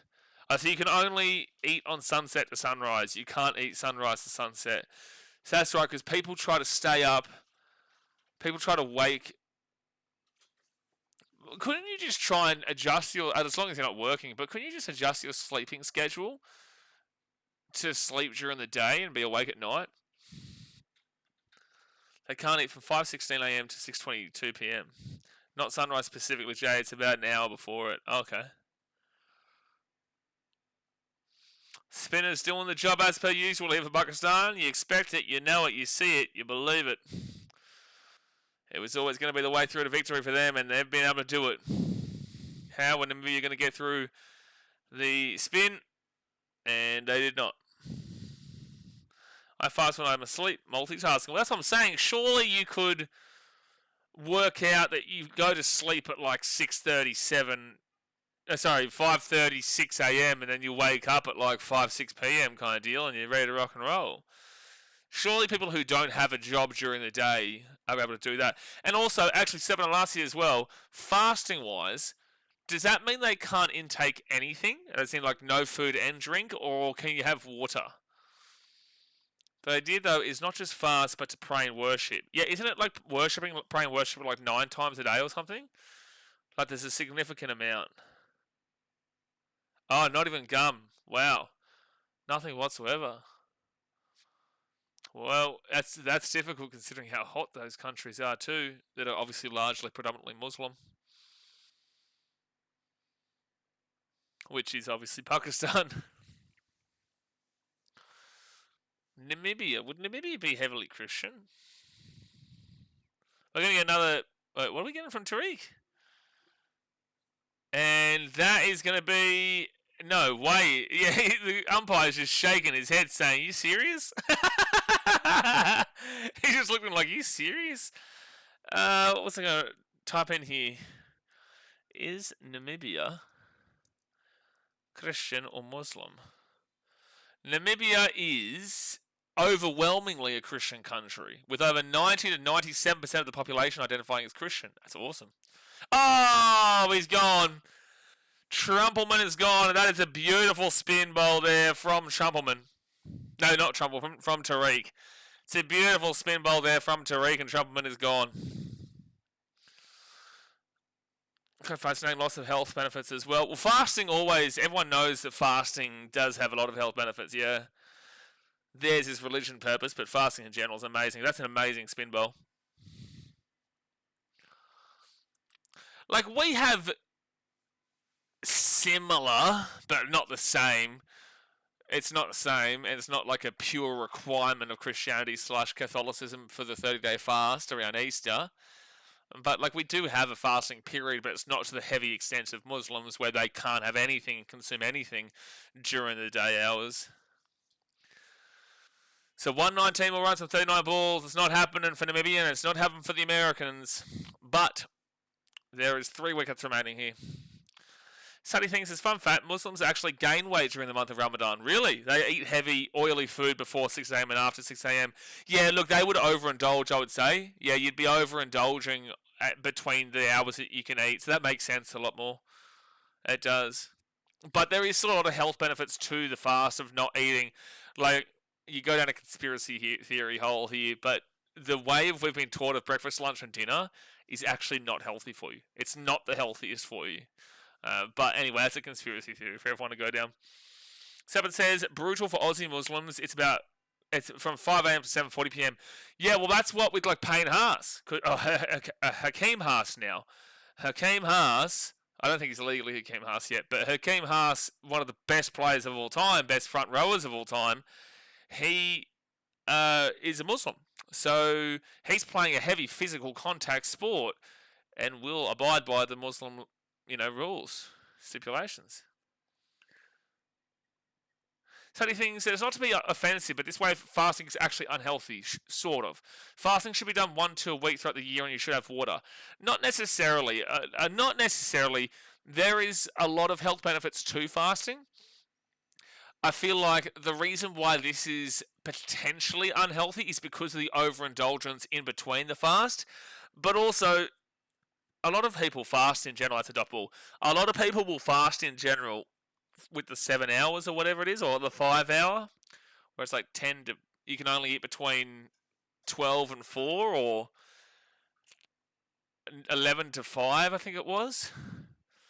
I can't remember. I was doing a little bit during the Ashes series.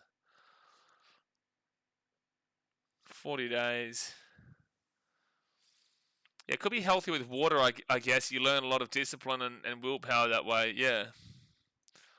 But their one is obviously specifically religious rather than anything else. Jesus had to fast through the desert for days. Yeah, 40 days. Oh, is he gone? No, he's not gone. He's fine. Good over there from Tariq. It's a 2-wicket maiden. 2-wicket maiden there from Tariq. And we're winding down now, baby. Yeah, I saw you said dessert. And no, study things, it's not offensive to go back at someone who you believe is incorrect, but obviously within respect. Your comment was fine. You're just saying your opinion this way of fasting is actually offensive. You're fine to have that opinion. I don't think the Serpent would have taken offense to it. Serpent and I go back and forth on here all the time. So I'm sure he'd be used to the back and forth. 5.13 on the run rate currently through that 7 to 14 period. And it is a drinks break, guys. So hit that thumbs up button and subscribe if you are new around here. 3 wickets are remaining. 3 wickets remaining. And then Pakistan are guaranteed themselves through to the Super 8. On delay, on delay, on delay. Nawaz. He'll get the 15th over. And that should be a double. Double. Pakistan's biggest win by runs versus the Netherlands 2009 was 82. Versus Scotland 2021 was 72. Versus Bangladesh 2016 was 55. Oh, you'd need to get into the 120s here. I think this might be their biggest win of all time here. That's a catch chance, but it will just be maybe 2? No, just a single.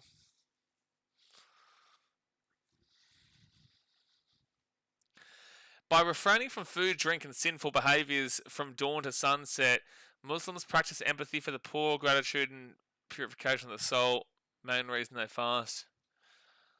Ben says, but yeah, about the dub, I watched this K-drama show called All of Us Are Dead. I've seen that. I haven't watched it, but I've seen what you're talking about on English dub, and wowie, they sounded awful. Yeah, because they don't understand the way to speak in the context of what they're watching, because they're just voice actors that have been given a script effectively, and they're not really like they would be, I guess, watching it, but it's just not. They don't really understand the context of what they're actually saying. And they just try and listen to notes, but they're not actually listening to what's being said to have the ups and downs of the voice.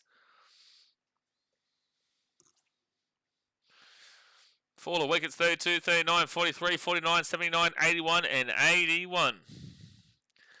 Anyone been to Lakemba Markets during Ramadan? I've actually never been to Lakemba. Oh, they're going to review something here. They're reviewing something here. What are they reviewing?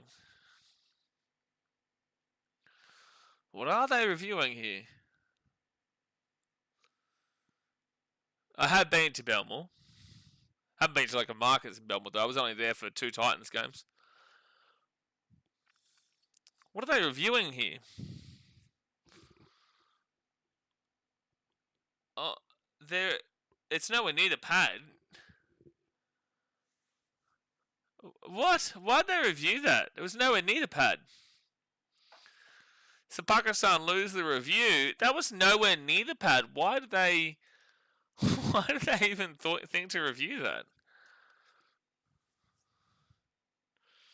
That's a horrific review.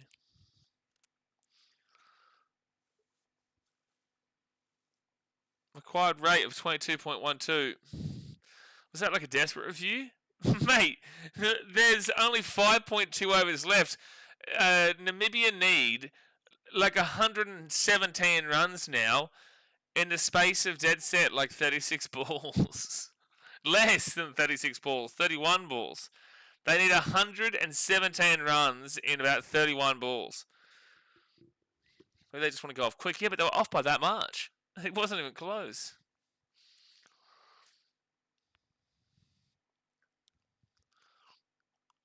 Final ball of the over.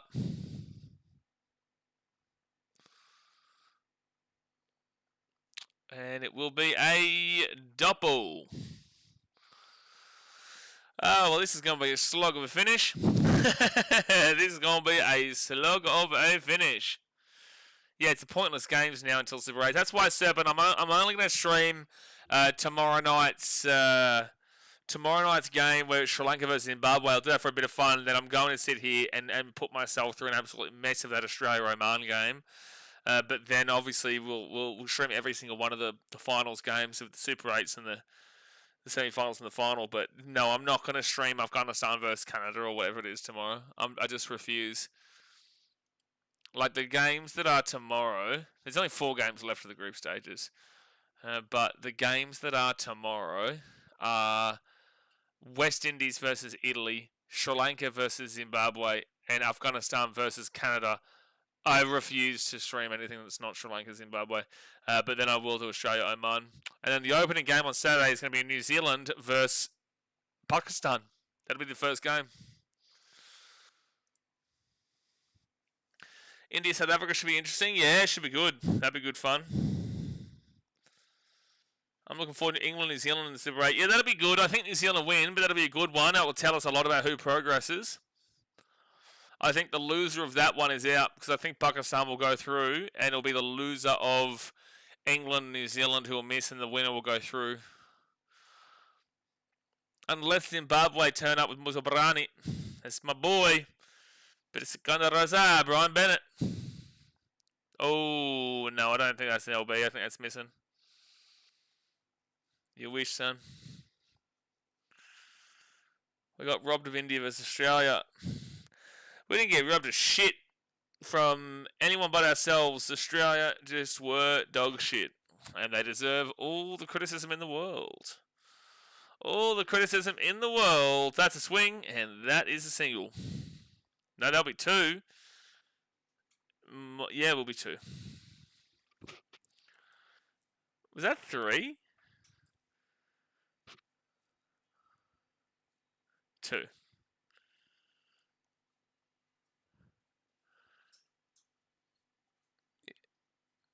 You think playing Smith would have changed the result?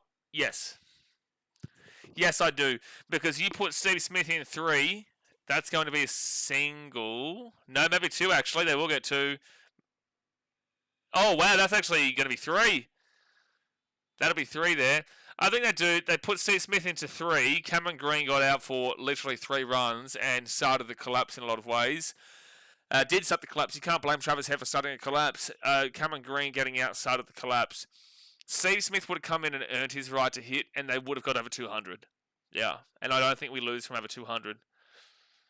I don't think the collapse happens. You can put Cameron Green in a 4 for all I care. I don't care where he comes in, but he shouldn't be coming in where he was. 100 off 8.4 overs, I know, ridiculous, Serpent. Oh, Ben, don't start us. Don't start us, mate. We've already gone to death about this. Don't start us. I'm not going down that rabbit hole, mate. I refuse to do it.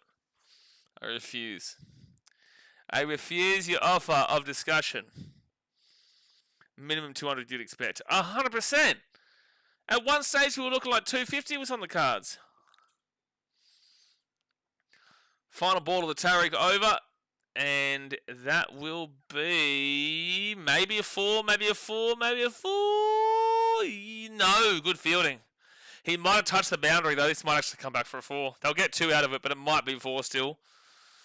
I thought I saw the boundary get hit there. They haven't given him the... Yeah, they're going to check. No, they got 3 runs out of that. And, oh, it's very close. Oh, I think he just gets rid of it. Yeah, no, it's not a 4. He just got rid of it.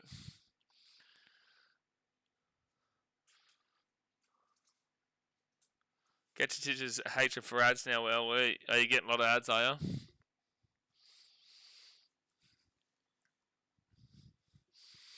You just need to get the YouTube Premium, which is like $10 or whatever, and then you don't get any ads. I know you got to pay for it, but at the end of the day, it stops you from getting all these ads, and still supports the channel. Semis, I'm taking India and South Africa. I'm taking New Zealand and Pakistan. I would say we have a pretty good chance of Pakistan versus India in a final. We do. Well, no, don't you? Sadie thinks it's. I still need, like, you still need to support me. Like, at the end of the day, if you get YouTube Premium, then it supports me, whilst also you get a free an ad-free viewing experience, and that's going to be a wicket of green. Not the first time we've said that the last couple of days. Wicket of green, and it's 95 for 8. Good catch there from Saim Ayub. India-Pakistan could happen in a semi if it's first versus second. Yeah, but I could see Pakistan going through their group in first. I don't think England beat them. I don't think Zimbabwe beat them. They'll have a look and see if this is actually a catch, but I think his fingers are underneath that. I don't think that Zimbabwe beat him. I don't think that England beat him, and I think New Zealand will find it really, really tough. But I do see New Zealand having the ability to get that win as well. If they're going to check this, they might actually take this away from him. They might.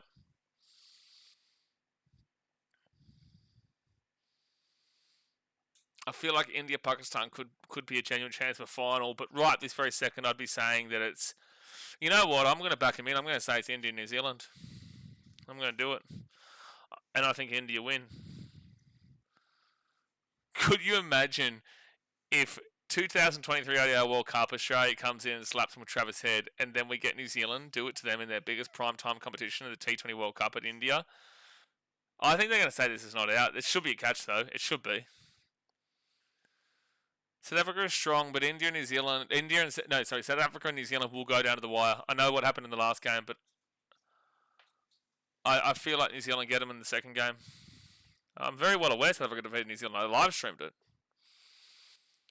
But I think that's still a 50-50 matchup. This is a catch. This should be a catch here. The game's over. Call him out. The game's over. Call him out. And he's gone. He's gone. Any chance India loses South Africa or West Indies? South Africa shout, but I doubt it. West Indies, I don't think so. I don't think so. That's right. Sri Lanka's in the other group. Zimbabwe's there. I don't think Zimbabwe do it. I would love Zimbabwe to get a scalp of, like, if Zimbabwe beat India, that would be so good to see. And the reason why it would be so good to see is because it would prove that Zimbabwe were actually pretty good and we didn't just get beaten by some melts, And I don't think they are some melts. I think they're a pretty good team, but no one respects them enough. No one respects them enough, so they're seen as just like these easy beats. And I don't think that Zimbabwe is an easy beat team. Puck is struggling so much to bowl out in Namibia. Sure, but it's 95 runs through 16.2 overs, and they've still got 2 wickets to go. It's like, sure, but they haven't given up a lot of runs at all.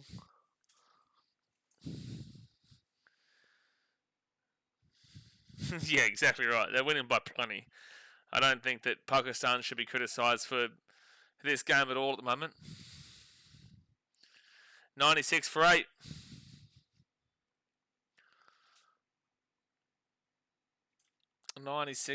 Like, what more could you really ask for from Pakistan?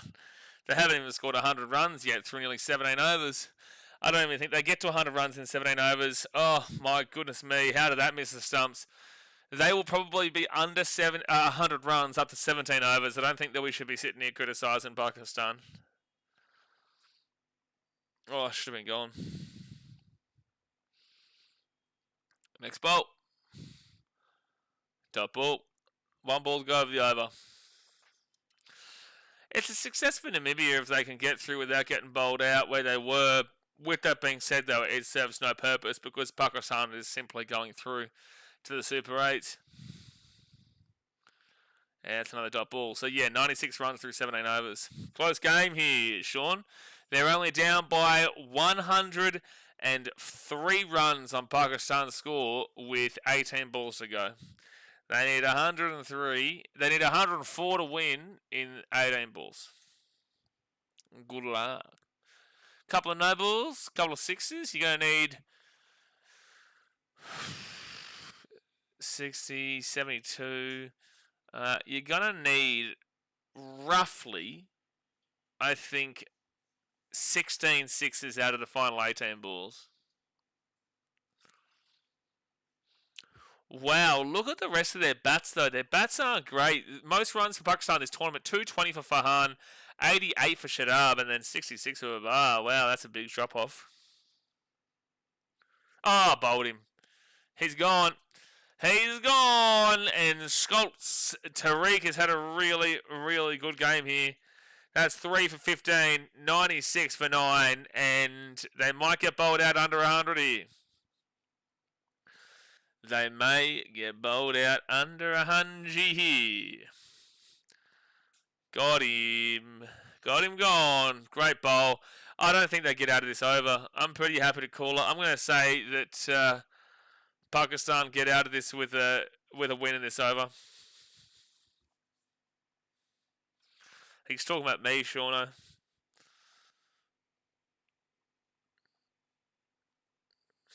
Bernard Skoltz on 1 from 2.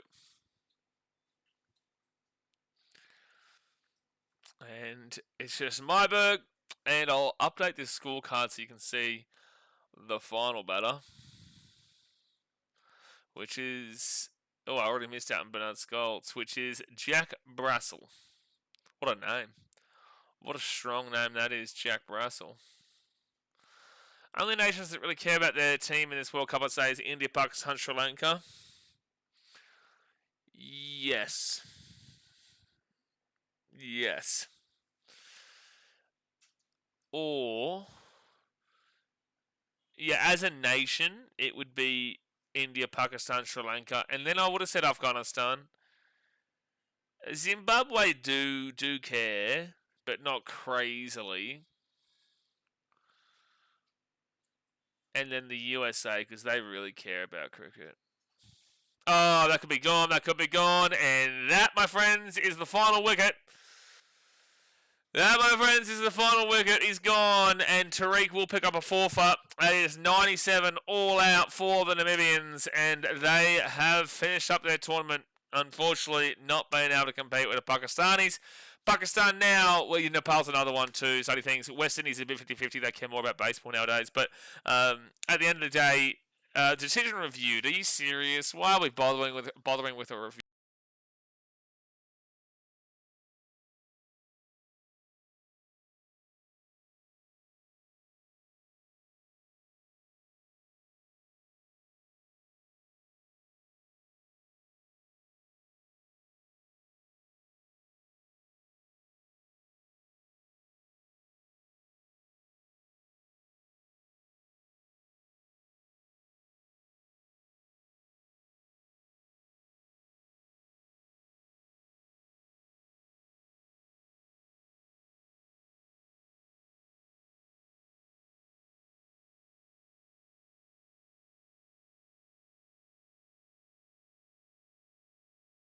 And we're back on, and it is a wicket. The review was absolutely cactus. No chance of that being overturned. Guys, that's going to do us here for today. I appreciate you for tuning in. We'll be back tomorrow for Sri Lanka versus Zimbabwe, a game that means absolutely nothing, but we'll still kick back and have a bit of a watch of that, and then we'll do Australia versus Oman on Friday. And before we do, just smash through the rest of the Super 8 finals. and the big one, the big final that comes up on March the 8th. But hit that thumbs up button. Subscribe for new around here. Pakistan will win by 102 runs. And I'll see you tomorrow. Thanks for watching. Catch you later. See ya.